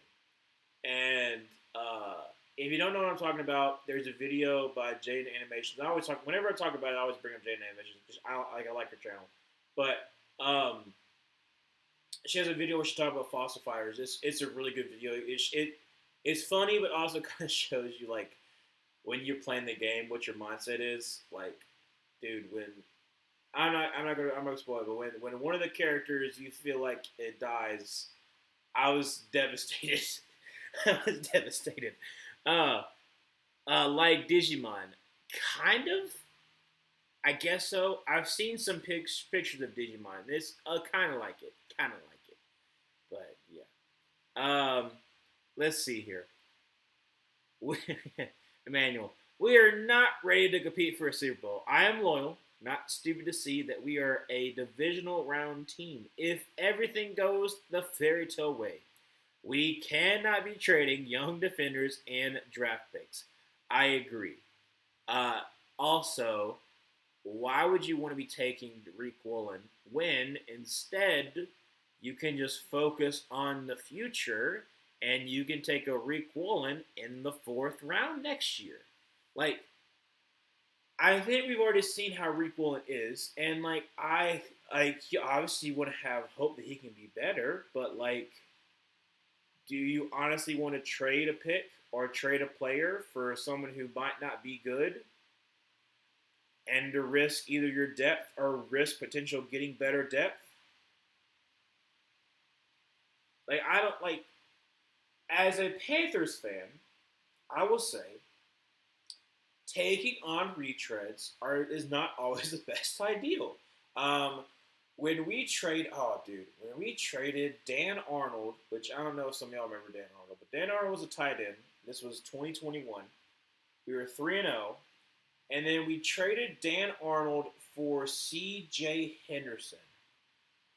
C.J. Henderson, who was drafted by the Jacksonville Jaguars, did not look good.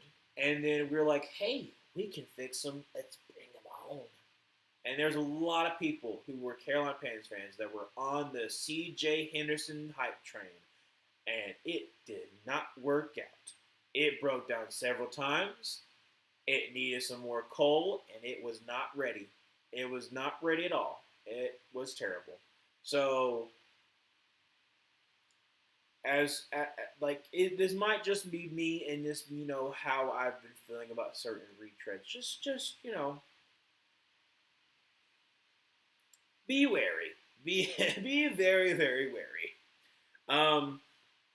Joby, I feel that Bears are still in year 1 of the new coaching staff.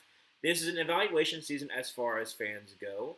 I know dumb fans could just be like, oh, we're going to make the playoffs. You mean Adam Rank? Maybe, possibly. Yeah, Adam Rank always is crazy though.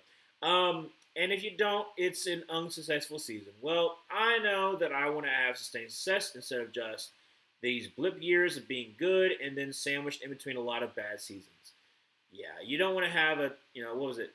Yeah, what? Yeah, 2018. Was it 2020 or 2021 when you were like 8-8 and you made the playoffs? I want to say that was 2020. I feel like that was 2020, but I might be wrong on that one. But I think that was the one that you lost to the Saints. Oh, look at Dirk. For some reason they're showing. Wait, why is it showing basketball? Why? Okay, I don't know. Until Raheem Moore shows me truly good 2 months of well-coached football, and Zach Robinson speaks Oklahoma State, and unemployment, I don't want to see any splashy moves. I agree with that. I agree with that to the point of one, why would you want to be trading assets when you already are down a first round pick next year? So why would you want to? Why would you like? If anything, you need to take on picks. Give us some picks. Like I understand trying to trade Arnold Ebiketie if you feel like you can get, if you feel like you can get a fourth and a fifth, because like I would try to get two. If you feel like you get a fourth and a fifth, then sure. But at the same exact time, like the people who want to go all in after some minor success are this. I don't want to say this is gonna be kind of rude, and disrespectful, but like I'll say it. They're the same exact fans who who visualize real football like Madden, and they're like, "Why don't we trade for Micah Parsons? The Packers did it." Okay, one, do you got the money? No. Okay. Do you have enough? Not only can you pay them, but also in the future, are you, because of this contract, are you going to screw yourself over with other contracts? Thirdly, if you give up the draft capital, have you shown in the past you can find talent in the later rounds? And that's what's so funny is like a lot of Panthers fans in the past. Not we saw some people who've done it too, but have been wanting for us to like we should just trade our picks, man. We should go in now. I'm like, okay. Before Dan Morgan came, and what he was the assistant head coach, he was assistant GM before he came to Asher GM. Scott Fitterer's draft classes outside of 2021 was terrible at finding late round talent. He could hit in the first round, but outside of that, no, absolutely not. Like 2020, okay, we went all defense. I love the fact that we got Derek Brown. I do. I love the fact we got Derek Brown. But outside Derek Brown, it was Yetur Gross Matos, who's been like, situational pass rusher for the 49ers now. We got Jeremy Chin, who looked great his rookie year, and then he could never find his position in Evero's system ever again. And now he's just solid, but he's not the best. I mean, you go on down the line in 2020, 2021 was a good draft class. 2022 could, 2022 is not good. 2023, I mean, the fact that Jonathan Mingo was traded 2 seasons later for a fourth round pick when he was picked at pick 39 should tell you everything that you should know. Like, that's what I'm saying. Like, if you have confidence that you can be able to find talent to get replacements, that what that other first round picks or the other second round picks would have been, then that's fine. But if you have not shown that, then don't be giving up those assets. Your team is built through the draft. Your pieces to put you forward is found in free agency. That's how it should work. To find little holes is free agency. Let's see here. Adobe. I have some memes of a Bear's head logo on the Falcons' body because of the moves for O's Bears by the Falcons since Ryan Poles joined their front office. Yeah, no, because y'all got Grady Jarrett. All right, so you got Grady Jarrett, you got Drew Dahlman, you got that's the two main ones that I thought about. Who else did y'all get? Can't think of anybody right now. 2020 was as 8-8 after starting 5-1. That's right. That's what I thought. Because I was pretty sure that was the Saints. I think y'all lost to. I don't trust any coach on this team aside from Ulbrich. That is interesting coming from you, Emmanuel. I remember you didn't like him to begin with. He got our boys moving different. I've been saying this since last year, so I'm getting scared. But I don't know if Morris is the guy. I don't want to admit it because we gave as 3 years. Arthur Smith 3 years. So Morris deserves more time, and the 2024 defense was so bad, so we kind of got screwed over on the end. If we fire him, then I don't see us competing for the next 2 years. Depends on who you hire. Like, I'm not super confident with Penix. I think is good.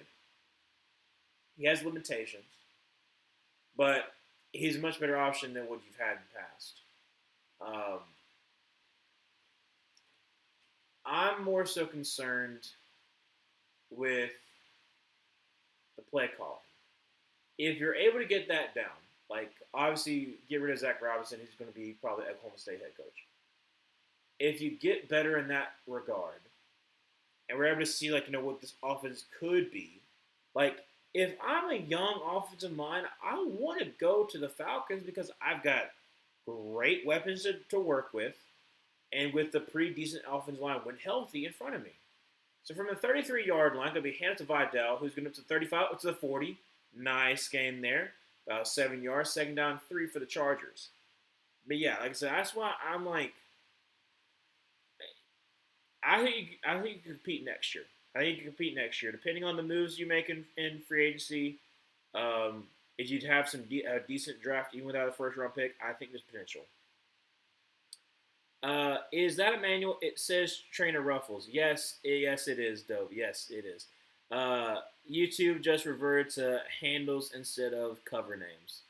Yeah, I think the first time that I saw one of those Trainer Ruffles, I was like, huh? And then I remember the profile picture, and I was like, that's a manual. That's right. Yeah, so it is, Dobie. It is, in fact, Emmanuel. Because, like, Dobie, yours shows up as, like, lowercase Dobie, and initially was, like, uppercase Dobie. So I don't know why that changed. But, yeah, it is, in fact, Emmanuel. But Vidal got a nice run up there up to about the 44-yard line. So first down 10 for the Chargers. Vidal continues to have a good day. Hope it continues. Give him another touchdown. I'll be happy. 13 rushes for 39 yards. Not the best, but that'll be 3 yards carry, so definitely not good. I formation with looks like two tight ends. Going to be a handoff to Vidal, who's going up to the 50, up to the 45, and down to the 43-yard line, about a gain of 9 yards. Second down and 1. Greg Roman,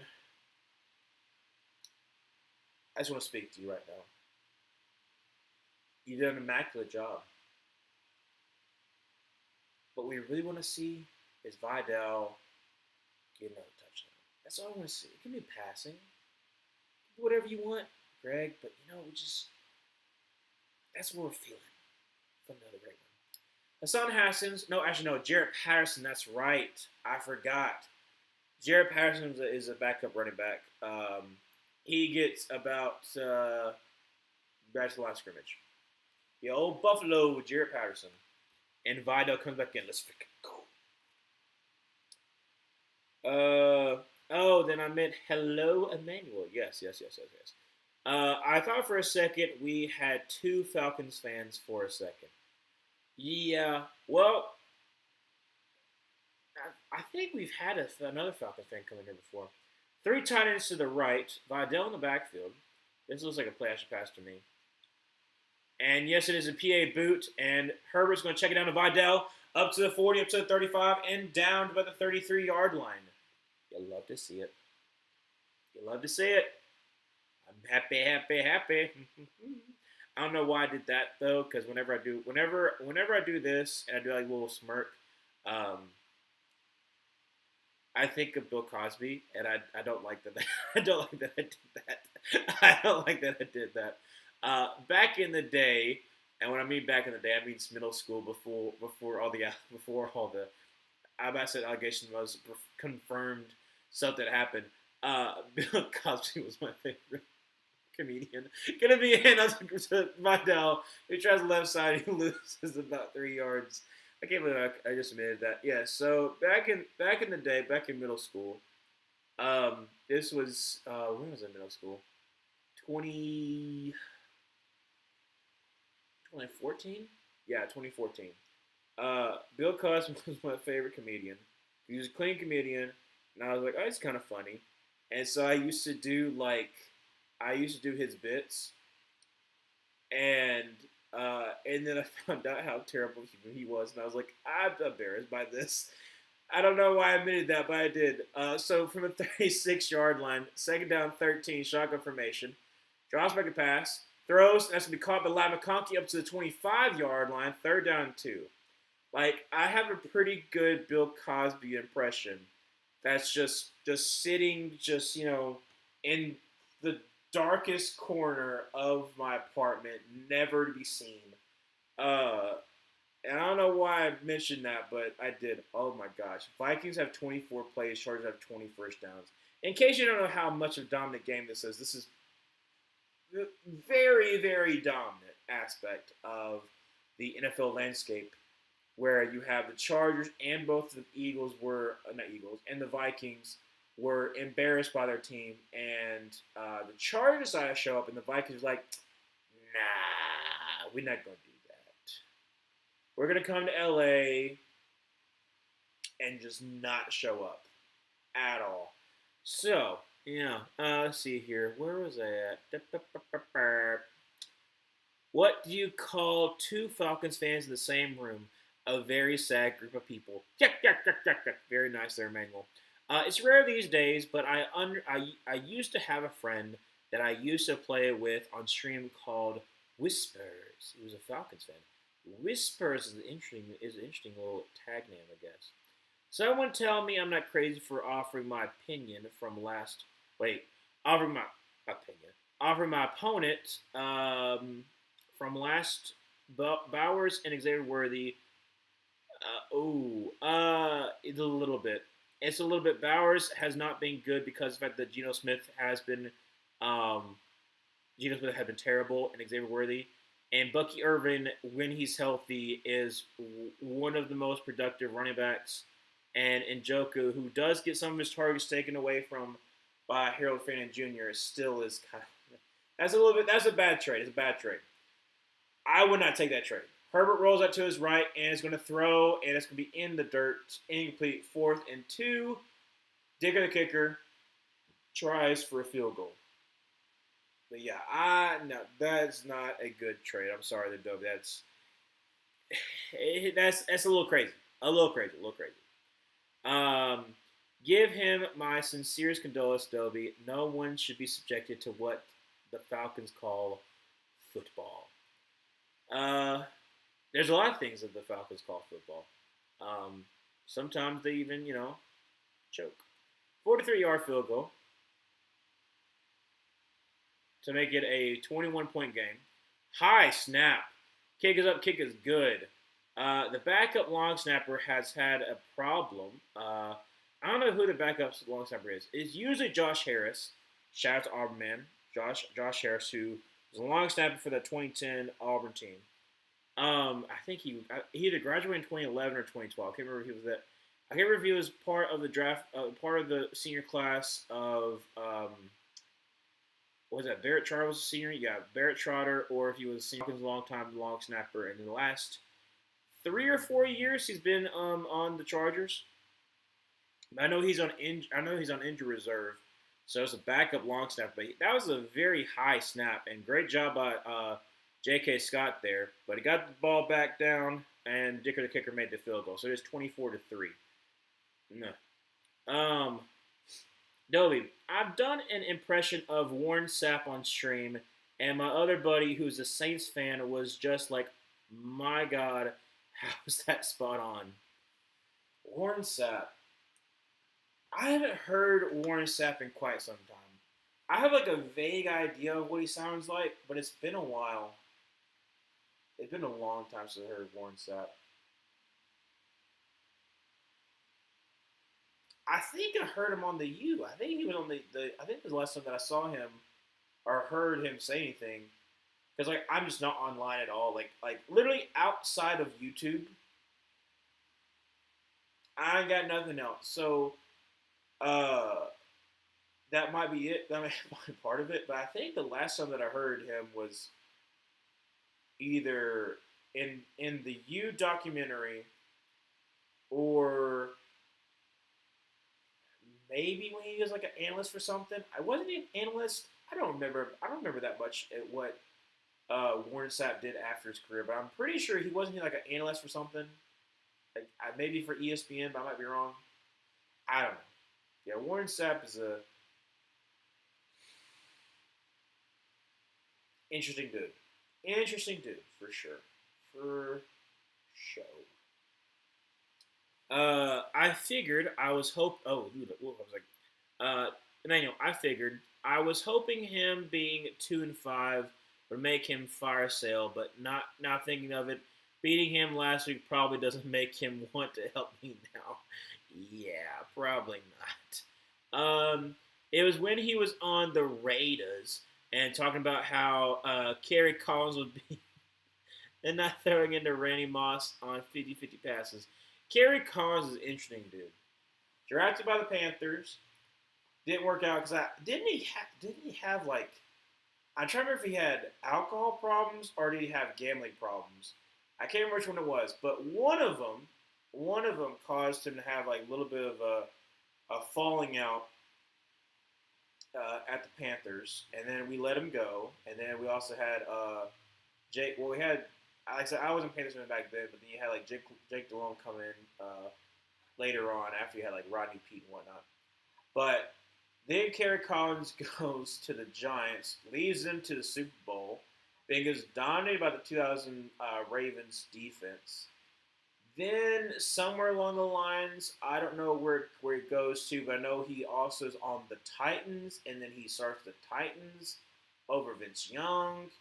There's that whole entire deal. But yeah, Kerry Collins has had an interesting career.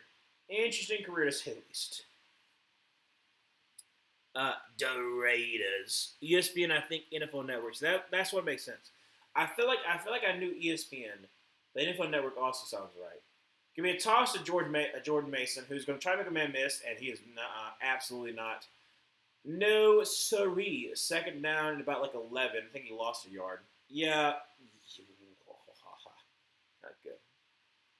Oh, wow. Okay, so in the fourth quarter alone, sorry, Doug, we're talking about it, with J.J. McCarthy, he had 3 touchdowns. Outside of that, it's been 3 picks in all other 7 quarters, 3 picks and like 200-something yards.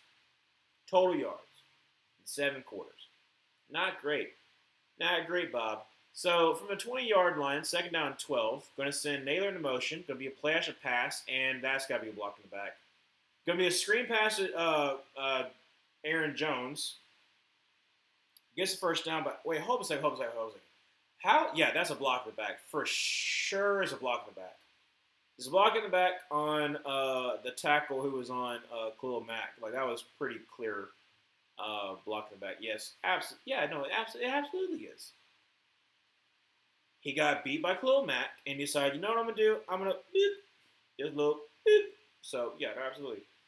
It could be a legal man outfield. That's what they're saying. But I think it's blocking the back. I think it's blocking the back. Just shows the ref. What? Anyways, yeah, showing it right now. Oh wait, they replaced the right tackle. I know that. Yeah, no, literally, yeah. Aaron Rodgers has the same number of NFC championships as either Rex Grossman or Kerry Collins. Yes, indeed, he does. That is one of the downsides of his career, is not being able to make it back. Though it is hard to make it back, it is also the fact that, like, you know, a lot of people show up. I mean, he has the same exact amount of Super Bowls as Trent Dilfer. What in? Okay, well, I'm just gonna say it's a drop. I'm gonna say it's a drop because that was bad. That was really bad. It was a throw by Carson Wentz to the tight end, and it just went through his hands. Pretty bad. Yeah, no, Aaron Rodgers has the same amount of Super Bowls as Trent Dilfer is something that, you know, just vastly different careers. Vastly different careers. But it's a stat, and you can point it out, but it doesn't really make it relevant. It just shows how hard it is to actually make it to the Super Bowl. Second down 10. Going to be against Aaron Jones, and he's going to get third down, 8:23 left to go in the third quarter. Still 24-3. Still 24-3. Third down 5.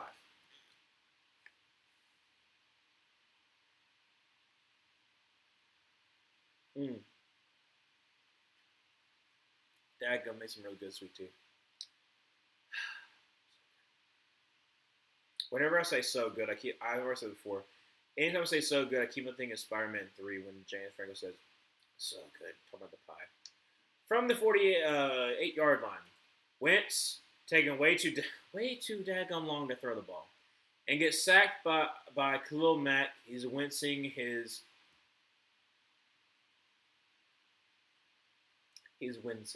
Yes, he is. In fact, wincing at his elbow hurting. Down to it, in fact. So fourth down, look at him wincing in pain. Fourth down and 9. Sorry. Punt is away, and it should be a nice return because we've got some great blocking going on. Fair caught at the 15. So, let's see here. Do you think, objectively, the Bears could beat the Ravens? Could be or beat? Could beat, I think. Ravens is just so bad that I would pick the Raiders to put points upon them. But also, Ravens due for a win eventually, especially with Lamar back. We talked about it before. I think I went with the Ravens to win. I don't feel confident in it, but I know that Lamar's coming back. I think it's the reason why I picked him. But at the same exact time, that defense is pretty bad. The defense is bad, but the offense should be a lot more explosive. And I want to give credit where credit is due because the Bears have been winning, but it's not been a bit against the best teams. So it's I think they're decent, but at the same exact time, I was pretty spot on with the Bears last year, where I said they were frauds at 4-2, and I was proven absolutely correct. I don't think they're frauds. I don't think the Bears are frauds, but I think that they're just good. They're just good, solid team. But I just have faith in Lamar. I really do. I want to. I want this AFC North to be the craziest in the world. I want the Ravens to win. I want the Steelers to lose. And I want just chaos in the AFC North. Because that'll make it fun. That'll make it really fun. Let's see here. One unlucky injury to his BFF Jay Cutler, or he may have none. It is possible. Though, if the Packers don't make it to the Super Bowl in 2010, how long would Mike McCarthy have been the head coach? Because I do feel like Mike McCarthy held on to that position for quite some time because of the Super Bowl win. You know what I'm saying? How much do legacy? I mean, it's obvious question, a lot of obvious answer. But how much do legacies change dramatically? When if you don't win the Super Bowl, if you win the Super Bowl, you get to buy yourself time. If you buy yourself time, you're able to fix some of the problems on your team. You can keep your job for longer. So Herbert rolls up to his left, throws across the body, and it's picked off. Picked off. First mistake he's made. Well, Vikings, you have great field position, 24-3, 6:55 left to go in the third quarter. All right, well, that's not what I was looking for. Yeah, but Roquan Smith is returning as well. Exactly, that is true. Yes, but also the Ravens are worse than the Browns record-wise. That's shameful. It's shameful, but it was tipped. It was tipped. Oh, okay. I was about to say, it's a bad throw, but it's really just that it got tipped at the line. All right, well that sucks. What was I talking about? Oh, yeah. Talking about Roquan being back, like I said. The Ravens, like I said, it's just been they've been so injured and they haven't been able to not having a quarterback is like been a huge ordeal. Um, but the rest of their season, like they have winnable games. That if they start getting a little bit of a win streak together, like it can make it very interesting. And they still got talent. So shotgun formation with Mason to his right, second down and 6 after that 4-yard run game. Wentz drops back to pass, and he's got all day to throw. Throws, this will be Hawkinson down to about the 8-yard line. First and goal for the Vikings. Dobie. He is motivated to beat the Bears, but at the same time, he might overplay and be out of position, so it's hard to say. Yeah, but without the Super Bowl win, how much pull does Rodgers even have? Well, if 2011 still remains the same, and they don't win the Super Bowl in 2010, he would still have the same exact pull as like a Phillip Rivers or a let's see who another one. I mean, technically Peyton Manning until he won his. Gonna be Wentz again. Just tries to find anything that's gonna be that. That's not a fumble. No way they're counting it as a fumble. That's an incomplete pass. Anyways, he's running it back, but it should be an incomplete pass. It's shameful, but at the same time, it's not even really indicative of how good their team is. Yeah, like I said, I think Roger would still have some pull because, like I said, like even his knee's down, so it's a sack. It's a sack, not even incomplete pass, sack. But before Peyton won in 2006, like his career is very much like how Lamar's is right now. Like Lamar has won multiple MVPs. He's had multiple great seasons. And then he's had some terrible playoff runs. Terrible playoff runs. And so did Peyton. And I think that because of the fact that both QBs are quite different in how they play, like a lot of people think that's a wild take, but it's really not. Like if you look at how both of them have played, how both of them have changed the game in very different ways, and the fact that like it would just be either them not playing well at all in the playoffs. From the 15-yard line, it'll be handoff to Aaron Jones. He gets like a yard, so it's third and goal from the 14. But that's what I'm saying is like for Aaron, like Aaron would play well in some of those games he lost in playoffs, but then his defense would be absolutely cheeks, and that would usually cost him. That's not every single time, but like a lot of them were like just bad defenses. So I think that definitely impacts your legacy a little bit. But like if the Packers don't win the Super Bowl in 2010, I do think that like he still like. Mike McCarthy doesn't have the leeway that he does because you don't get rid of a Super Bowl winning head coach after a while. So, and also you had good seasons after that. Throw for the end zone and be incomplete. Try to get Aaron Jones on a wheel route, 4th and goal, still 24-6. No, sorry, 24-3. But yeah, that's what I'm saying. Is like I do want to do a video of like. I've had this idea. Drafting wise. How could I have built a Super Bowl winning team for a player that never won a Super Bowl? You know what I'm saying? Like decisions that were made. How could I have if you could switch some things? How could I have made a better team for a player to have won a Super Bowl? But I don't know if I would have ever finished that video. But I've thought about it. Like I thought about like for Dan Marino. I definitely have thought about for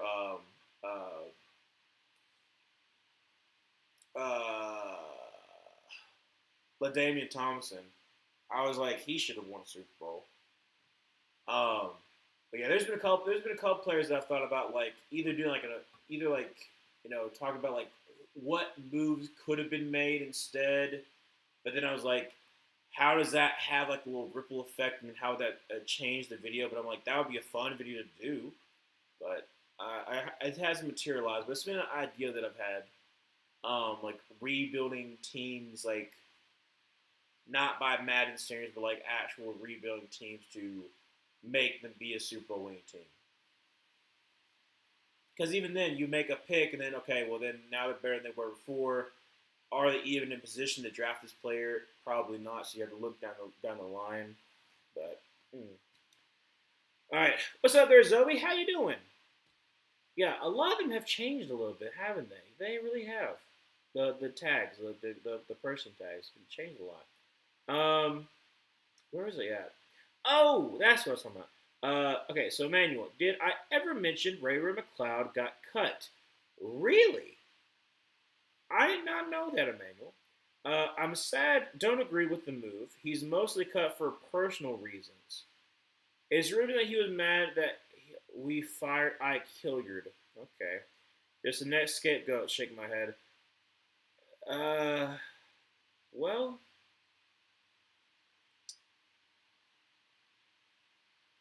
I can understand if you have a personal relationship with Ike Hilliard. And when Ike Hilliard was kind of used as a scapegoat, I kind of agree on that point. So I understand why he would be mad, but at the same exact time, you know, like it happens. You've got a good thing going. Why keep on messing it up? So I don't really understand that from his perspective. But you know, so Wentz comes back on the field, still fourth and goal, but they did get a penalty because I said they had 12 men on the field for the field goal block. So 4:46, let it go in the third. Ooh. Yeah, I remember when Ike Hilliard got fired, we talked about it, man, because I was like, Ike Hilliard, I was like, I remember him being on Auburn. I was like, that's right, he was the interim OC for Auburn when Cadillac Williams was the interim head coach for us in 2022.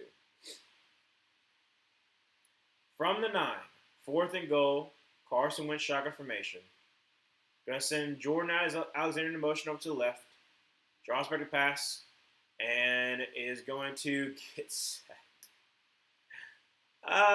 Get sacked. That's going to be Deion Henley. However, there is a flag. If it's a flag in the end zone, that's a first down, baby. Hold up a second. Deion Henley was about to be celebrating. He sees the flag. G. Yep, it's gonna be defense, and that's gonna be a first down. Whoopsie. Let's see here. What's it called? St. Juiced. Yep. Legal hands. Look at that. St. Juiced. First down. Illegal contact. Dumb. Well, Vikings, you got a little bit of a little bit of helping hand. It is 24 to 3, so you kind of need one. But yeah, not great. I mean, should I cut Jags defense or Alec Ayumaner? Ooh. I'll tell you after this. It's first and goal from the 4. Shotgun formation. Going to be a play action. PA boot. Throws and touchdown to Jordan. It is Jordan. Addison. I butchered that hard. But Jordan Addison gets himself a touchdown. It is 24-9. About to be 24-10 with... my score prediction could still happen. Not likely, but it could still happen. I did say 27-17, so this could happen. 4:36 left to go in the third quarter. Emmanuel, I would... Let's see. Here's the thing. I don't believe that the Titans have any at all chance of being good. And I think that Alec Ayumaner is good for the future. Like if you had a dynasty, I wouldn't mind that. But like I would still stick with the Jaguars defense because they're going to get some more. They're going to get healthy down the line. and then later on you can let him go. But I don't think Alec is going to have any good games for the remainder of the season because they're just not going to be good at all. All right. I already said, hey, Zoe. Today's been a little bit of a mixed bag, but I'm off work now, which is an improvement. Exactly. Nice little relaxing time. Now, obviously, it doesn't help Zoe that your mortal enemy, the Chargers, are winning 24-10. But at the same exact time, we're having fun. We're having fun. It's been pretty much all Chargers. Now, the Chargers have kind of let the Vikings get back in here because of that pick. So the Vikings were great field position. But Zoe, at one point during this game, the Vikings had 16 total yards after 2 drives, and then they were driving, and then they missed a field goal. So yeah, it's been one of those. It's been one of those. Going to be returned from the 5 up to the 10, up to the 15, up to the 20, up to the 25, and down to about the 20. What's the way they mark them? 26, 27, something like that. Yep. So first down 10 for the Chargers, no less. They're up by 14 points, but there is a chance they could Charger this. I hope they don't, because I picked the Chargers to win. And also, I got Justin Herbert, who's been playing pretty well. So hopefully it don't happen. Hopefully. So 4:31 left to go in the third. First down 10 from the 27-yard line. Herbert under center, going to be a handoff to Vidal, who's going to get about 2. Second down 8. Yeah, no. It was bad, Zoe. It was really stinking bad. But they've started on with 2 scores, so it's not the best. But still, not too shabby. Not too shabby at all.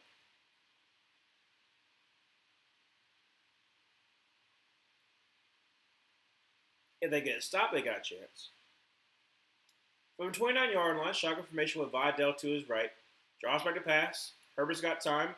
Checks it down, and unfortunately it's incomplete to Vidal. Got a little bit late pressure there by Grenard. Third down 8, 3:50 to go in the third quarter. I was doing 3 I don't know why, but that's how my mouth was doing it. It was I hated that I just did that. My bad. I did that right in your ears, right in this little microphone. I was eating cheese like I was a rat. Sometimes I don't think about what I say.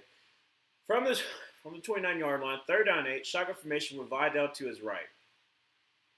Herbert drops back to pass and steps in the pocket and is going to throw on the run. It's been caught, and that's going to be Keenan Allen for a 10-yard gain. However, there is a flag. Let's see what this says. Holding on somebody.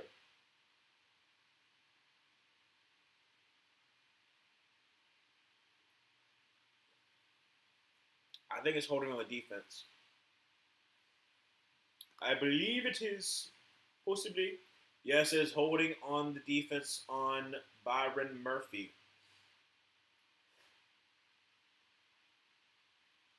Ooh, Lad cooked him. Lad cooked him. And that's the reason why he got called for it. I remember when a lot of Vikings fans were trying to say that Byron Murphy was a lockdown corner. Nah, not really.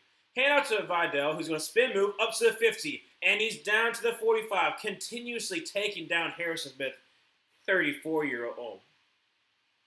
Yeah, 34-year-old Harrison Smith, always to the 45-yard line. Vidal, keep it trucking along. Keep on going, keep on going. Get yourself another touchdown.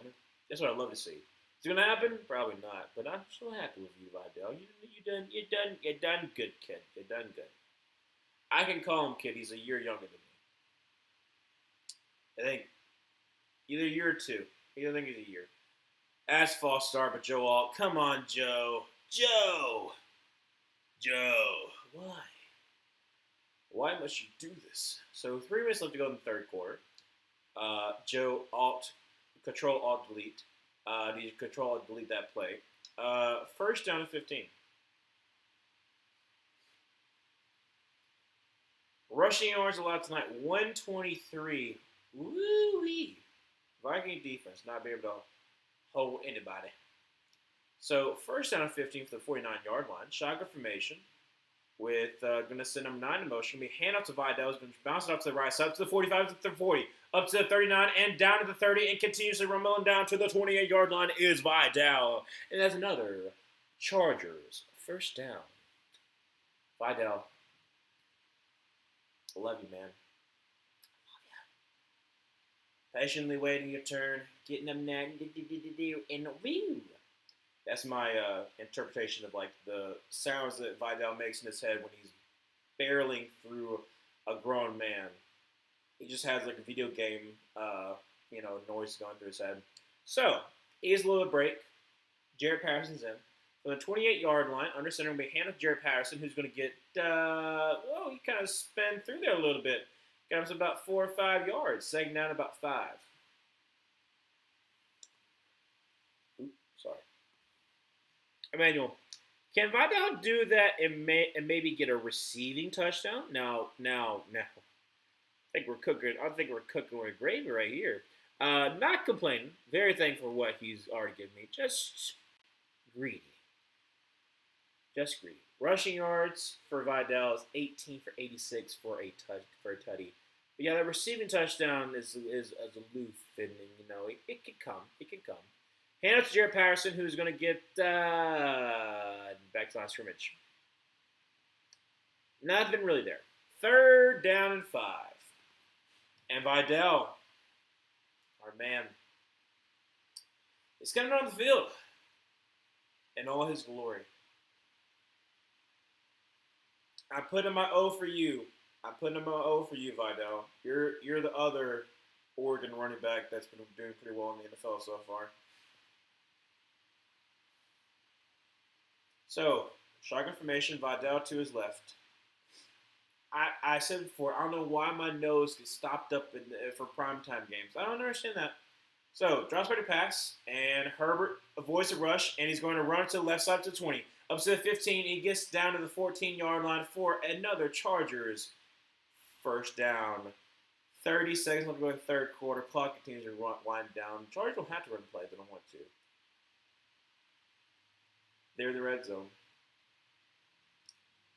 And I'm thinking that Greg Roman's thinking like us. See, Emmanuel, Greg Roman's thinking like us. He's like, you know what?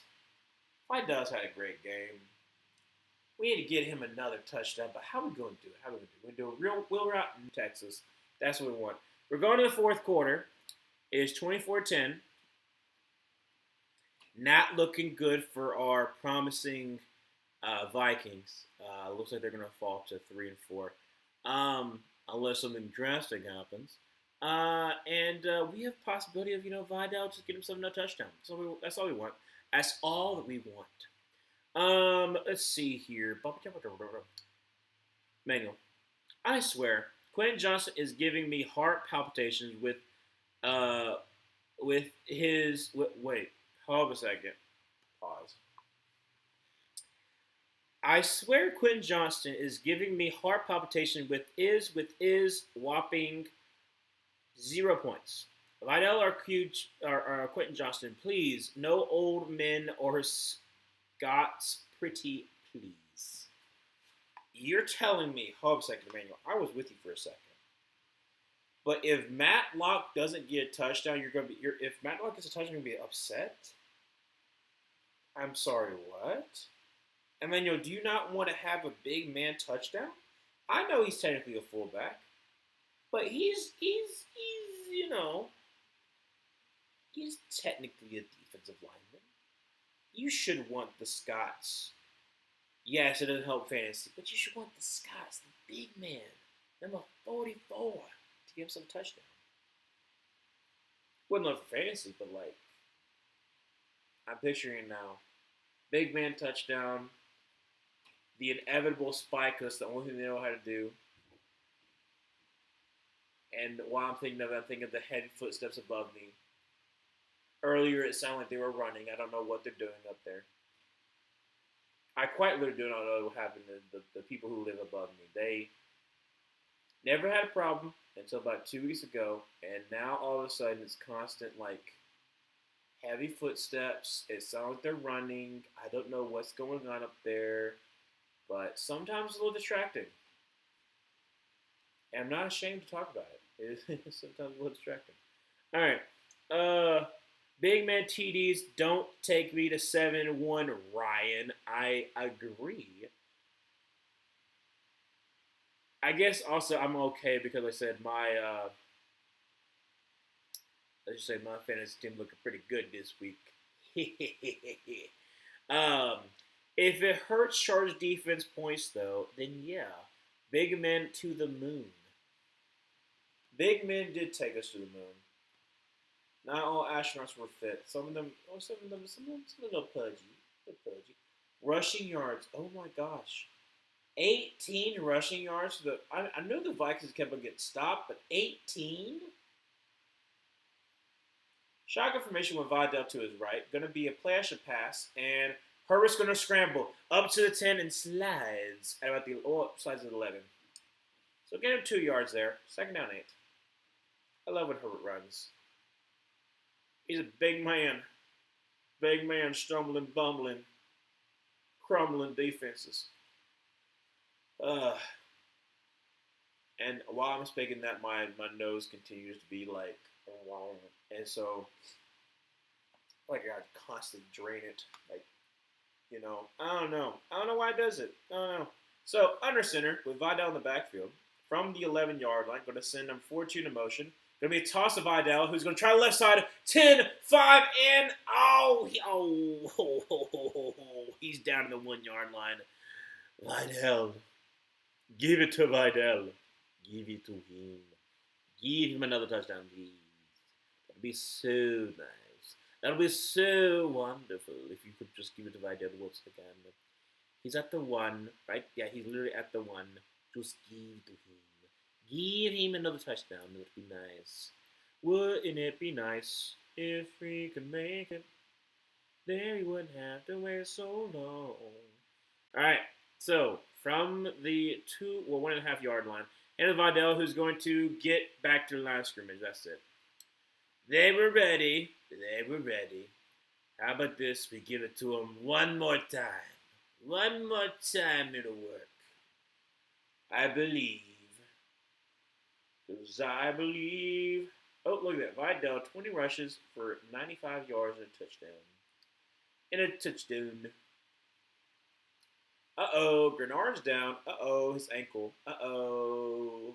Whenever I say uh-oh, I keep on thinking like, Jason Derulo. No. That's not Jason Derulo. I'm wrong with that. What am I talking about? What am I talking about? I'm not talking about him. A little bit of money. Money. I'm talking about walk. Not booze. Trouble. Walk to the heart. Party started. I'm sorry.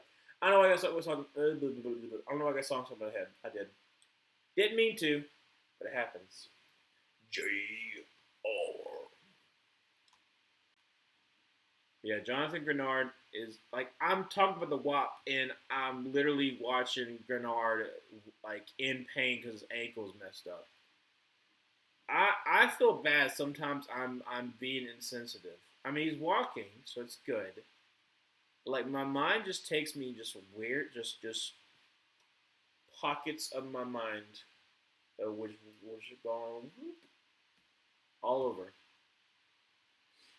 All right, so second and goal from about the 1.5 yard line. 13-18 left to go in the fourth quarter, and it's 24-10. So, not looking good for the Vikings now, is it? No, it's not. Not at all. Emmanuel, someone turn injuries off, please. We're going to have UDFAs off the couch start for the 49ers in 5 weeks. Hey now, okay, we are not. What's happening? Did they have too many men on the field? The flag already. We are not doing that. Yeah, illegal substitution. Let's freaking go on the defense. So freaking stupid, man. So, they got 12 men. Yep, there it is. There's a 12th man. So it's going to push him up a yard. Like, Emmanuel, we should appreciate this time. We get to see some of the most random people that you don't know or that you forgot was still in the NFL, and then maybe they ball out, maybe they don't. But it'll be fun. And Herbert scores a touchdown, and that's going to be a false start. Man, well, that would have been nice for me, but no. We still have opportunity. Still have opportunity to get a receiving touchdown for Vidal, though. The right guard. Oh, the right guard. He false started. Come on. Come on, man. It could have been a Herbert touchdown. It could have been me. No. It could have been Vidal. That's what we want. Let's see here. How badly was it? I kind of saw it a little bit. Yeah. He rocked. He rocked and he rolled. He lost all control. All right, so 3 tight ends to the right. Vidal in the backfield. I'm going to send 44 to motion to the left. Roll out. Herbert avoids and throws. That's going to be caught, and that's going to be number 9 for the touchdown, Trey Harris. Herbert throws his 3rd touchdown of the day. So I'm sorry, Emmanuel, you didn't get what you wanted. But I did. I'm getting a lot of stuff that I want. Because Herbert, as a grown man, is what he is. And also, 44, I mean, nope. Nope, not good.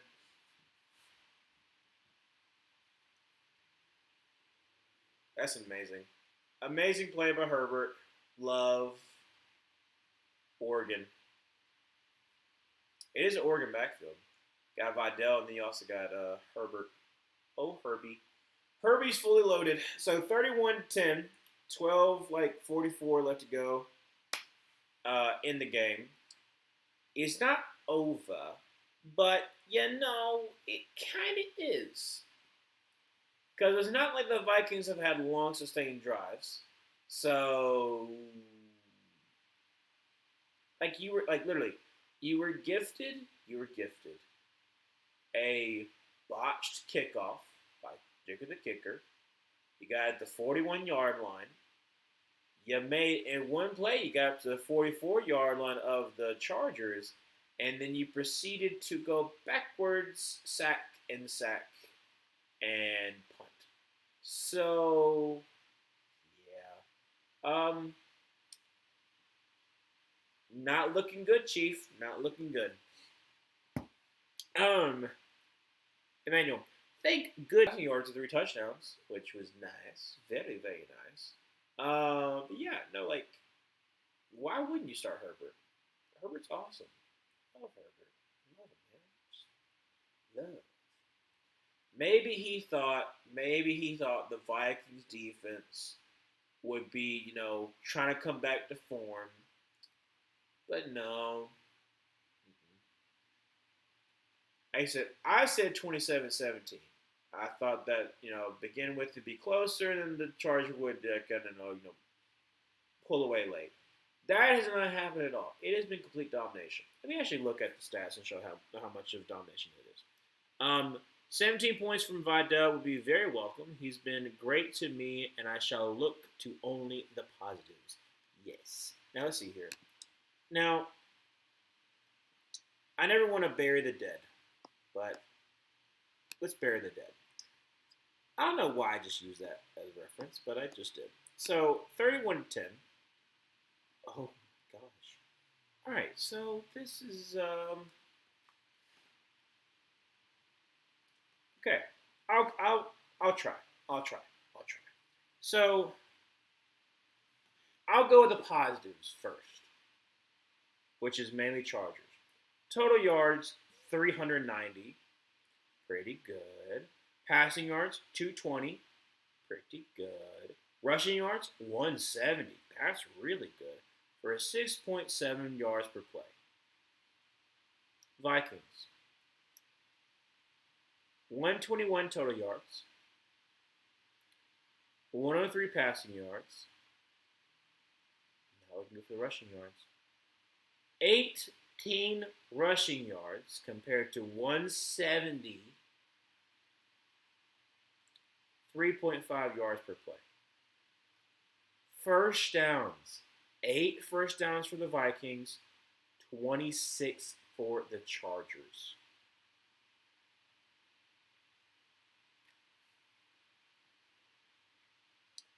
Five sacks compared to 1 sack.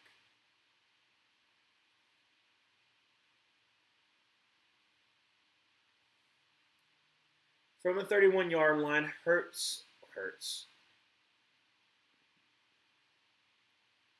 Wentz. Throws a tight end screen, gets to 12 yards, first down 10.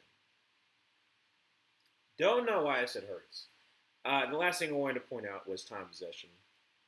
Chargers is 29-49 compared to 17-37 for the Vikings. So, yeah, not the best. Not great. First down 10 for the 43-yard line. Wentz under center, draws back a pass, and he's going to step in the pocket, throws a deep one, and picked. Picked 35-40, up to the 45, up to about the 48-yard line. 11:53 left to go in the fourth quarter. I'm not saying it's finished, but it is. It absolutely is. Good. I mean, great. For me. I mean, just sails it. Just sells it.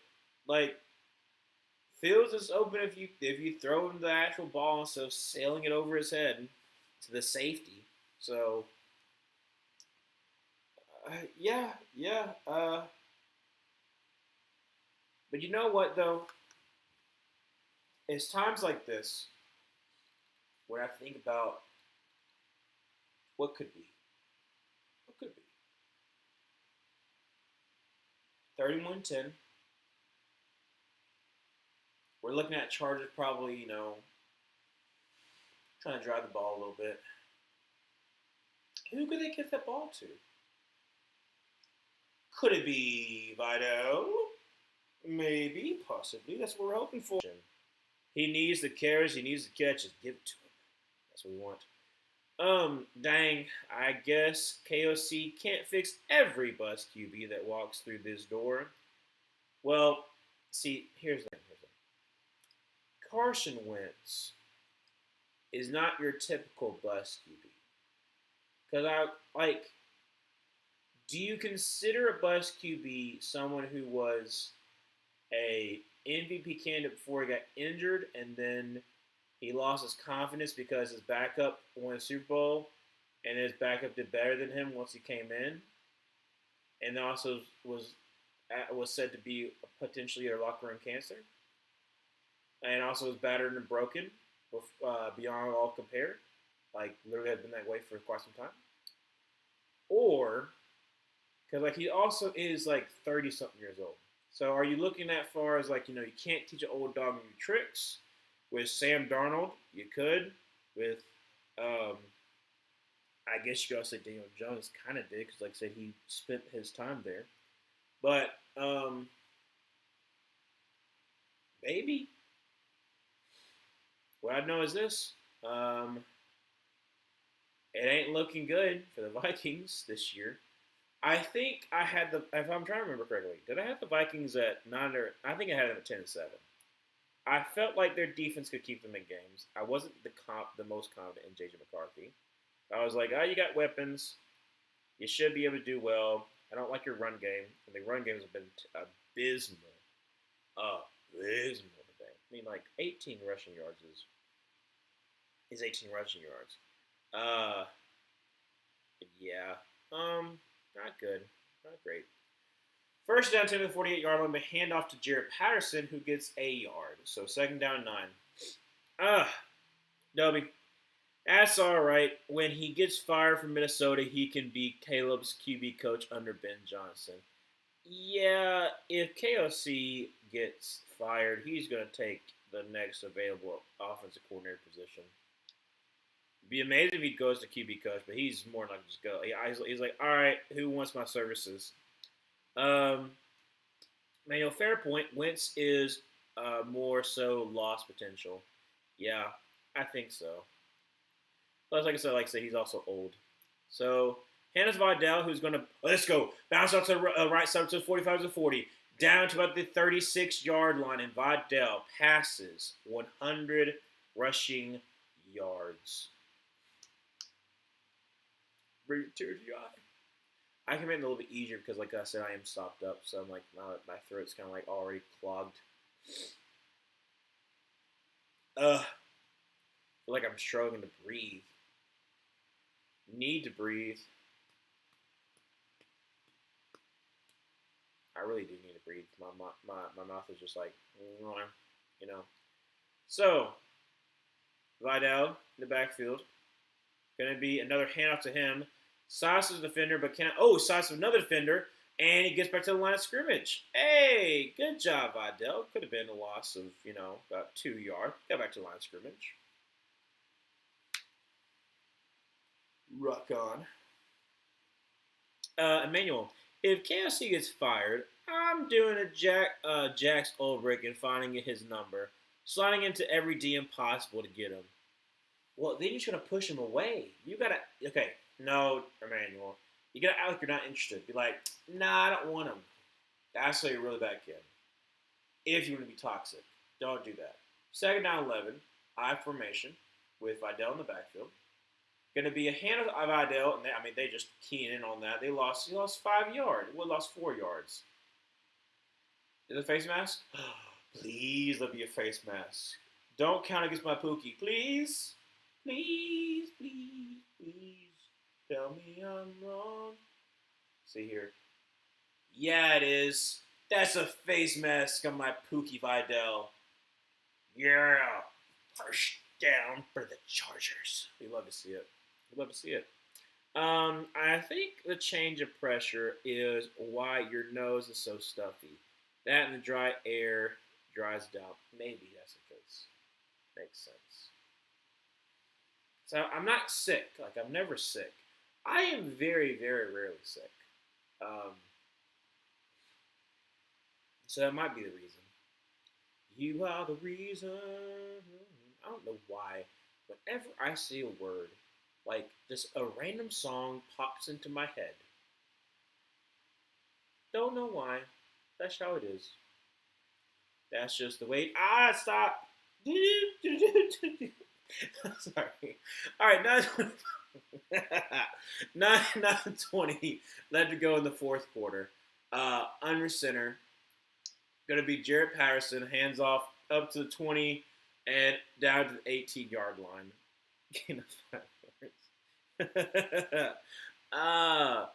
Yeah, I can't stop it. Oh my gosh, I about said I can't stop. I don't know why. That's what my mind is. Oh wow. They passed the 400-yard mark, so it's a 133 compared to 408. Not looking great for the Vikings. There's still potential. I mean, you're only down by 3 scores. So under center, 2 tight ends to the left. Now I'm going to send Matlock into motion. Play action pass. Herbert's trying to get on a touchdown. He gets sacked. Down 25-yard line. That's Jonathan Allen. Let's see here. I'm so sorry I did that in your ear. I am very sorry. I apologize. I was trying to get that, the gumption out, and I just went full on, in your ear. That's not smart, and it's not healthy. It's not. I should do that to you. Y'all are great people. Should do that to you. 3rd and 14. Herbert shotgun formation with Vidal to his left. Going to send Matlock into motion, and going to be a hand to Vidal, who's going to up to the 25, up to the 20, up to the 15. Keep it pushing. Oh, he's at the 16-yard line. But another great run by Vidal, nonetheless. So 4th down, and Digger the kicker gets himself another opportunity to kick field goal. Weird how KFC looks just like a young version of their Hall of Fame head coach, Bud Grant.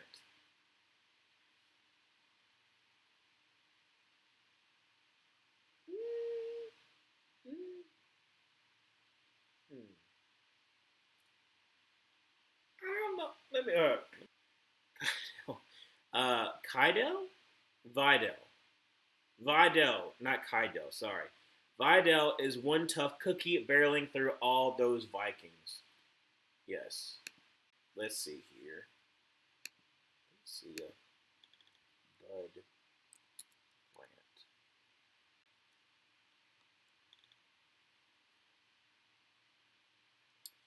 Grant. Okay. Okay, I can see it now. I was like, and I was like, I'm pretty sure I know what it looks like. I was like, yeah, I can see it. That's what I thought it was. Yeah.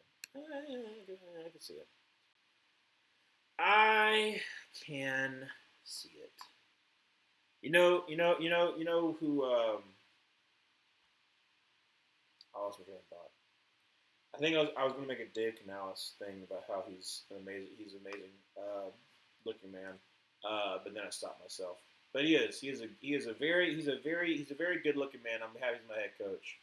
Not only is he happy, keeps the energy up, but he seems like an awesome person to hang around. Like he's the kind of person that you could just just sit around and just talk. You just talk about life with him. That's what Dave Canal seems like. He seems like the kind of person that like if you're going through tough times, you're like, hey Dave, I need some help, and Dave will be the person to help you out. Like you can look at Dave, and Dave seems like that kind of person. He's like, we're gonna get this fixed, do this right, the right way. I'm also kind of coping hard because, like I said, it's been a while since the parents been good, so I'm happy. But I'm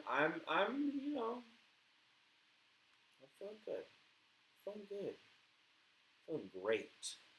Feeling alive. It's been a while. It's been a while since I've been doing that. I'm very radical about how much NFL history I know. I almost feel like it's an unhealthy obsession at this point. Well, no. So, like, I think part of it has to do with what you're focused on. Like, would it be unhealthy to know everything there is to know about the Fatimids? Maybe, but it's also cool because you know about history, so you know about something. So, like, if you can tie in your football knowledge to actual history, like actual time, place of things that happen, then I don't think it's that weird. Now, if all you know is I know every single incompletion that Aaron Rodgers had in 2011, like then that would be kind of weird knowledge. Like if you know, okay, well, I know that 2011 was the year of the quarterback because of the NFL lockout. Oh, okay, then we talk about the NFL lockout, and that'd be cool, kind of tying that in. But yeah, because I mean, I still do have a lot of the Auburn, uh, a lot of like the Auburn stats, like random scores that I just know. Like the first time that Auburn played Alabama in the 1989 Iron Bowl in Auburn, we finished up with 30-20. Random, random. Why do I need to know that? Don't need to know that. Why do I know that? Because when I was younger, all I cared about was Auburn football. So all I talked about and all I read up on, not all, but a lot, was Auburn football. Kind of weird, but that's what it is. Like, throw out to Justin Jefferson, gets like a yard. 34-10. So it's not, yeah, it's weird because I hope it's not. Shotgun formation, second down 8, drops for the pass, and Wentz taking way too long. Roll it to his right, is throwing and breaking up by number 20, and that's going to be third down and 8. 6:20 left. 6:28 left to go in the fourth quarter. I was like, 6:20 left. I was like, da da da. No, stop. Don't do that. Enunciate your words. You have been taught better, Ryan. Yeah, Wentz is like holding on to that elbow, his left elbow. So, once again, here we are, third and 8. Shotgun formation, running back to his right, draws back to pass. Wentz is going to be, oh my gosh, he got clobbered. He's down on the ground. He's up, though. Show that again. Because I believe that Wentz just got absolutely destroyed. Low and high. And we just want to just replay that one. Just no, we're not gonna. How are you not gonna show it again?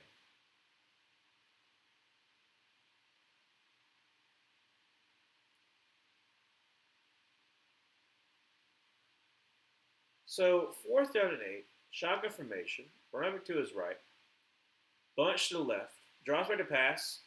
Wentz is gonna get hit as he throws, pass in.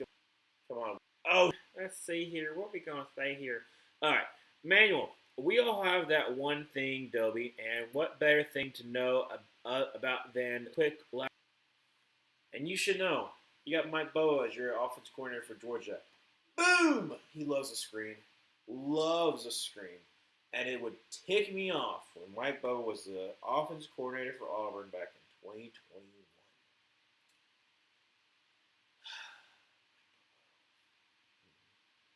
Never again. That man was a terrorist. I shouldn't say that. That's wrong. That's wrong. I shouldn't call him a terrorist. That's a front to terrorism. I shouldn't say that either. That's way too wrong. I'm just upset. I'm upset that Auburn isn't doing well, and they haven't been doing well, and they'll continue to not do well until changes are made. But they're not being made, and there's a slight possibility that Hugh can win the next 2 games, luck his way into winning the Vanderbilt game, which I will be at, and he should win against Mercer, and that'll be 4 games in a row. And if he's going to the Iron Bowl, 7-4, and let's just say that Bama either stays, with 1 loss, they get another loss. If there's some way that Hugh beats Alabama in the Iron Bowl, this is a home Iron Bowl, he's here to stay, and I'm not okay with it. So that's how I'm feeling. I don't know. I want to make a video of the state of Auburn football, but I want to wait until the final decision is made. But it's not good. It's not. I went through it on the Missouri game. I went through and showed how worse than the Barfield years. And that's when my dad was in college. So from the 36-yard line, Herbert under center going to be a handoff to Jarrett Patterson, who gets about 4 yards there. Second down 6. 6:11 left to go in the fourth. Okay. Manuel. My goodness, that man is hobbled out there. Someone give him some Toradol. Mike Bobo is a bad guy for making the ball go burr in the air. Raiders vs. Dolphins Thursday Night Football, LOL. That would have been a movie 2 years ago. And I have to stream it. I don't have to, but I choose to. Second down 8. I thought it was a good 4. Patterson moving the ball down the field. Gets about 6 yards there. It'd be third down 2. But yeah, I don't know, dude. Dude, Wentz looks like his world's ending. If the world was ending, you come over, right? That's what he feels like. It's like asking Justin Jefferson. He's like, "You coming over, right? If the world's ending," and Justin Jefferson's like, "No, I miss my other QBs." That's what he's gonna tell him. He's like, "No, I don't like you. I don't want you here."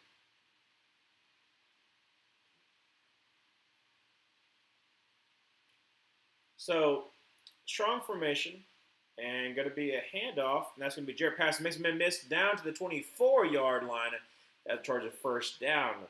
4:45 left to go in the fourth quarter. First down 10, 34-10. Yeah, it's not looking good. Not looking good. Wentz was pressured on 40% of dropbacks, by the way. I didn't mention that before. 5 sacks, 40% pressure rate is ludicrous. Luda.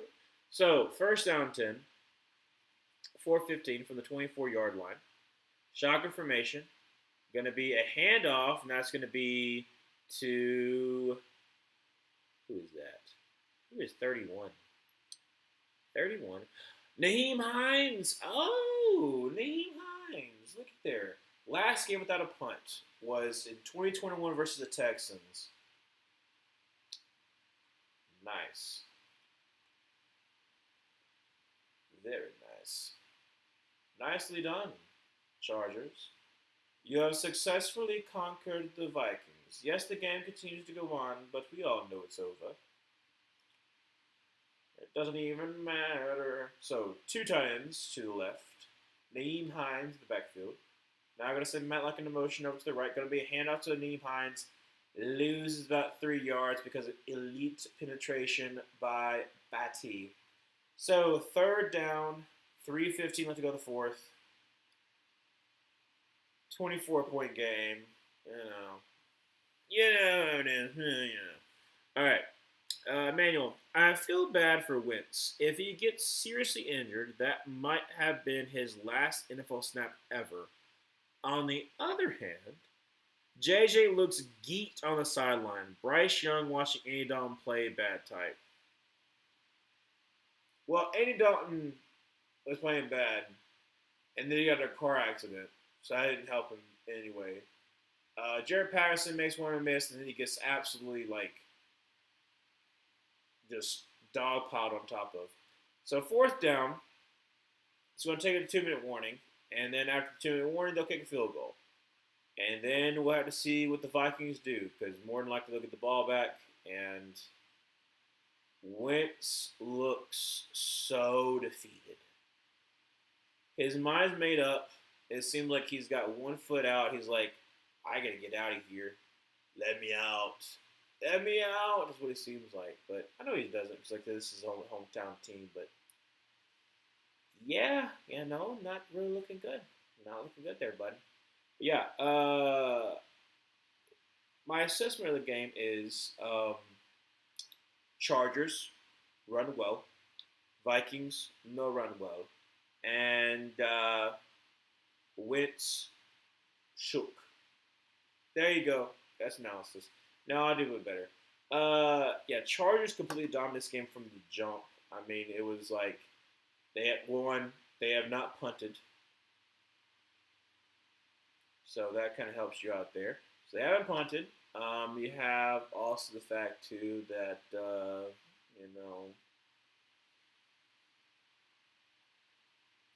the Chargers, on almost every single drive, have driven down the field.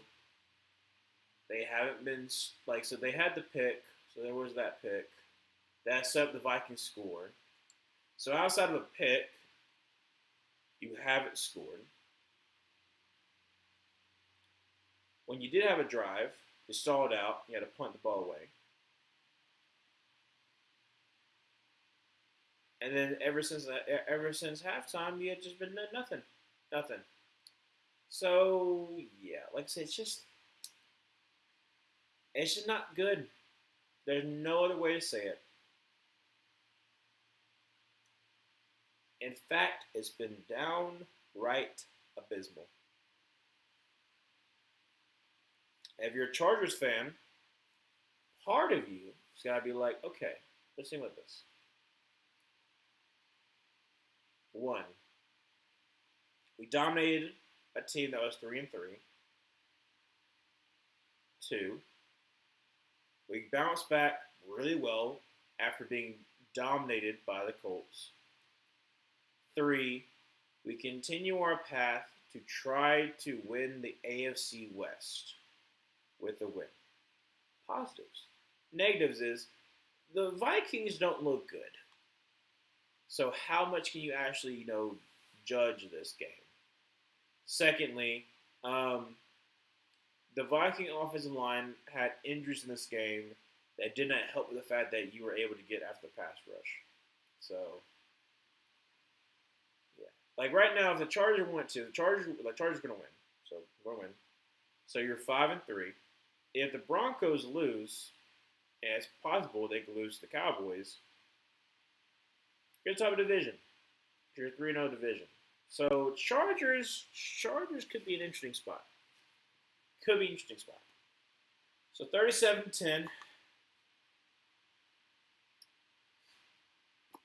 They're ready to end this game right now.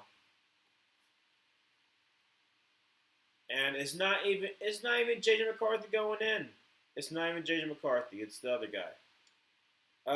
Dang, I'm sad seeing JJ this on the sidelines. He deserves better than the ultimate QB carousel. He should demand a trade out tonight. All right, Emmanuel. Where do you want him to go?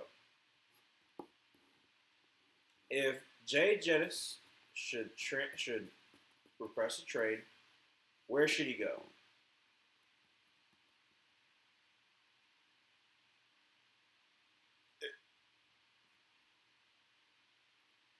Max Brosmer was with Minnesota.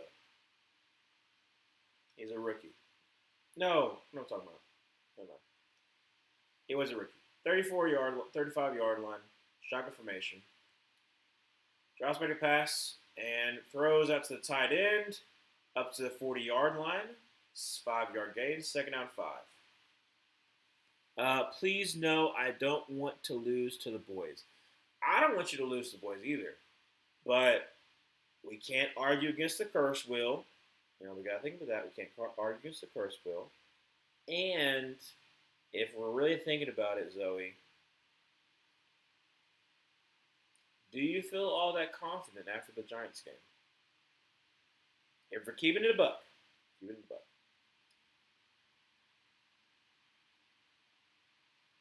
The Cowboys' offense is really good. C. Lamb is back. I feel like you're probably put PS2 on him. But George Pickens against Riley Moss. I don't feel the best about it. So,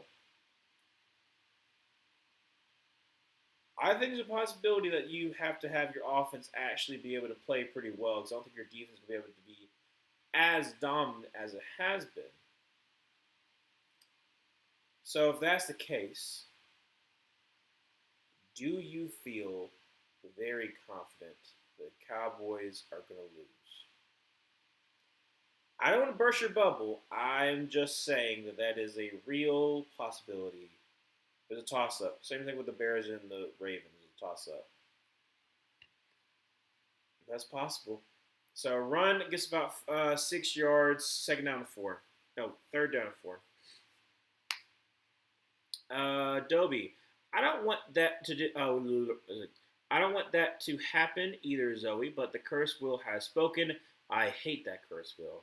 I hadn't seen Purdy's video yet. The wheel cursed the Broncos. Yes, they did, Zoe. Unfortunately, someone will move mountains for him. Not sure who exactly. He's just too good for the Vikings. He's Randy Moss 2.0. So, all right, he's Randy Moss. Raiders. There we go. He goes. No, not Raiders. Well, he could technically. That would be if he wants to follow in Randy Moss's footsteps, he could go. Xavier Scott gets about 7 yards there. First down 10. 57 seconds left to go in the second quarter. Not the second quarter. In the fourth quarter.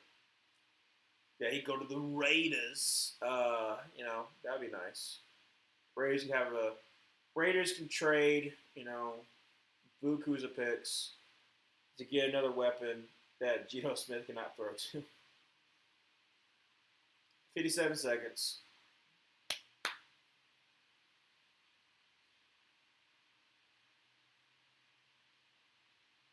Shotgun formation for Bosmer, not Bosner. All those fantasy Scott owners. I mean, you're having a great time. Guys, all you doing in checkdowns? Missed 23 of 25 potential games for J.J. McCarthy. He's 1-1 his 2 games that should be played. That's what I'm saying. Like, hand off to Scott, he bounced off to the right side to 30. That's where he's gonna stop. That's the thing with J.J. McCarthy. Like, I know there's a lot of people who are saying, "Oh, when he's come back, he'll be fine. He'll be good." Do you know that? Are you sure?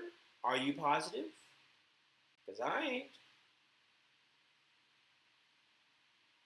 Like I felt like the best spot for him was the Vikings, and thankfully he went there. But like, let's go.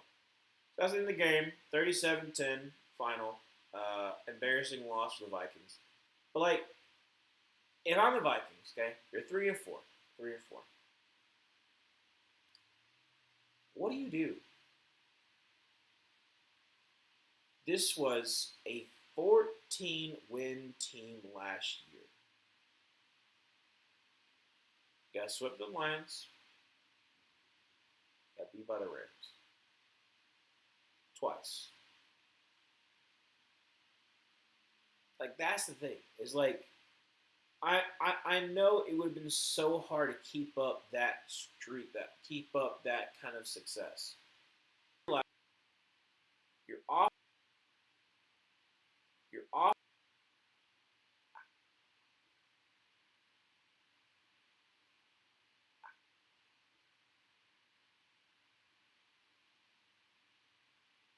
I don't know.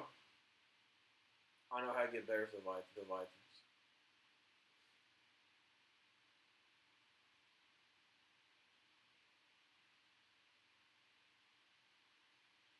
Right now, I'm watching this trailer for something that I have no idea what it is.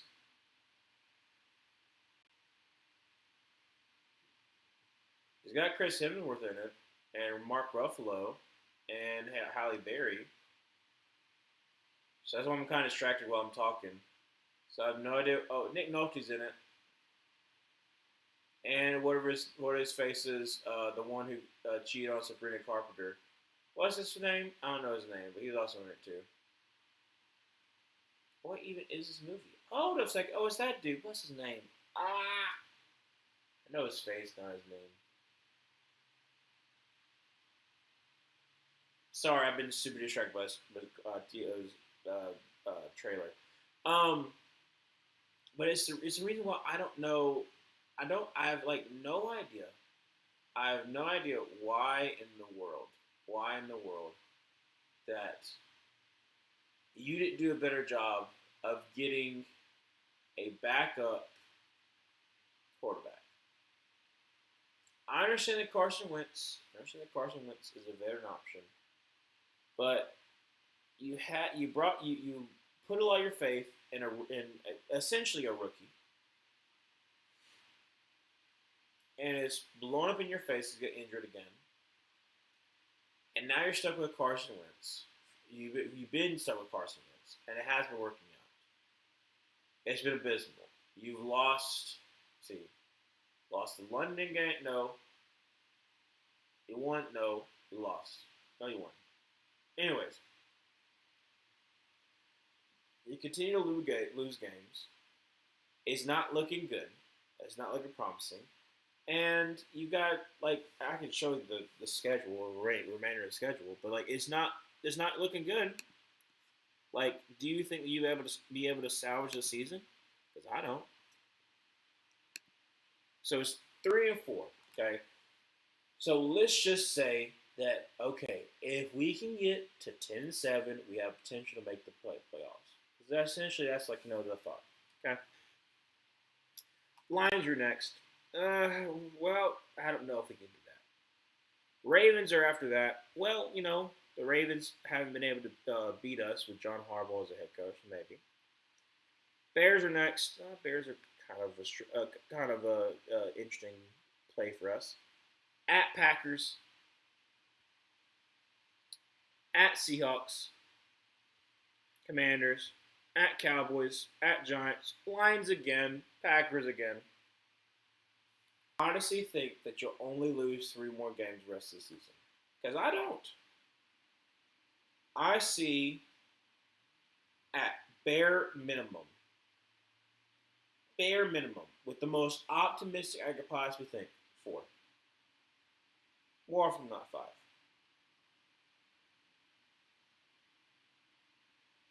You maybe can split the series with either the Lions or the Packers. So give us a bit of a doubt. Split. You play the Bears, and the Bears already lost to you, so the Bears are going to, like I said, I feel pretty confident they're going to try to get their revenge. So let's just say there's 3 right there. Let's just say 3 right there. You got at Seahawks.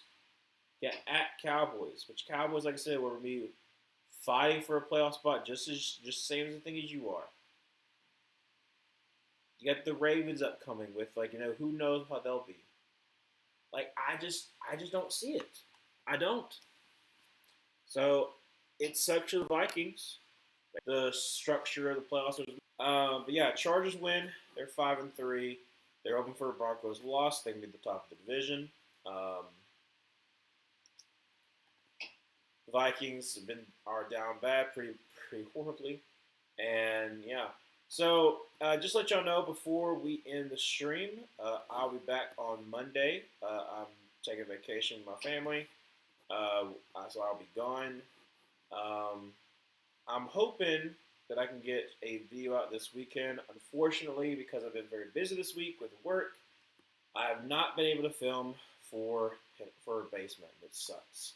Like I said, I want to get it out, but I can't. So I've got it written out. I can't get it out. So I'll just add on another week.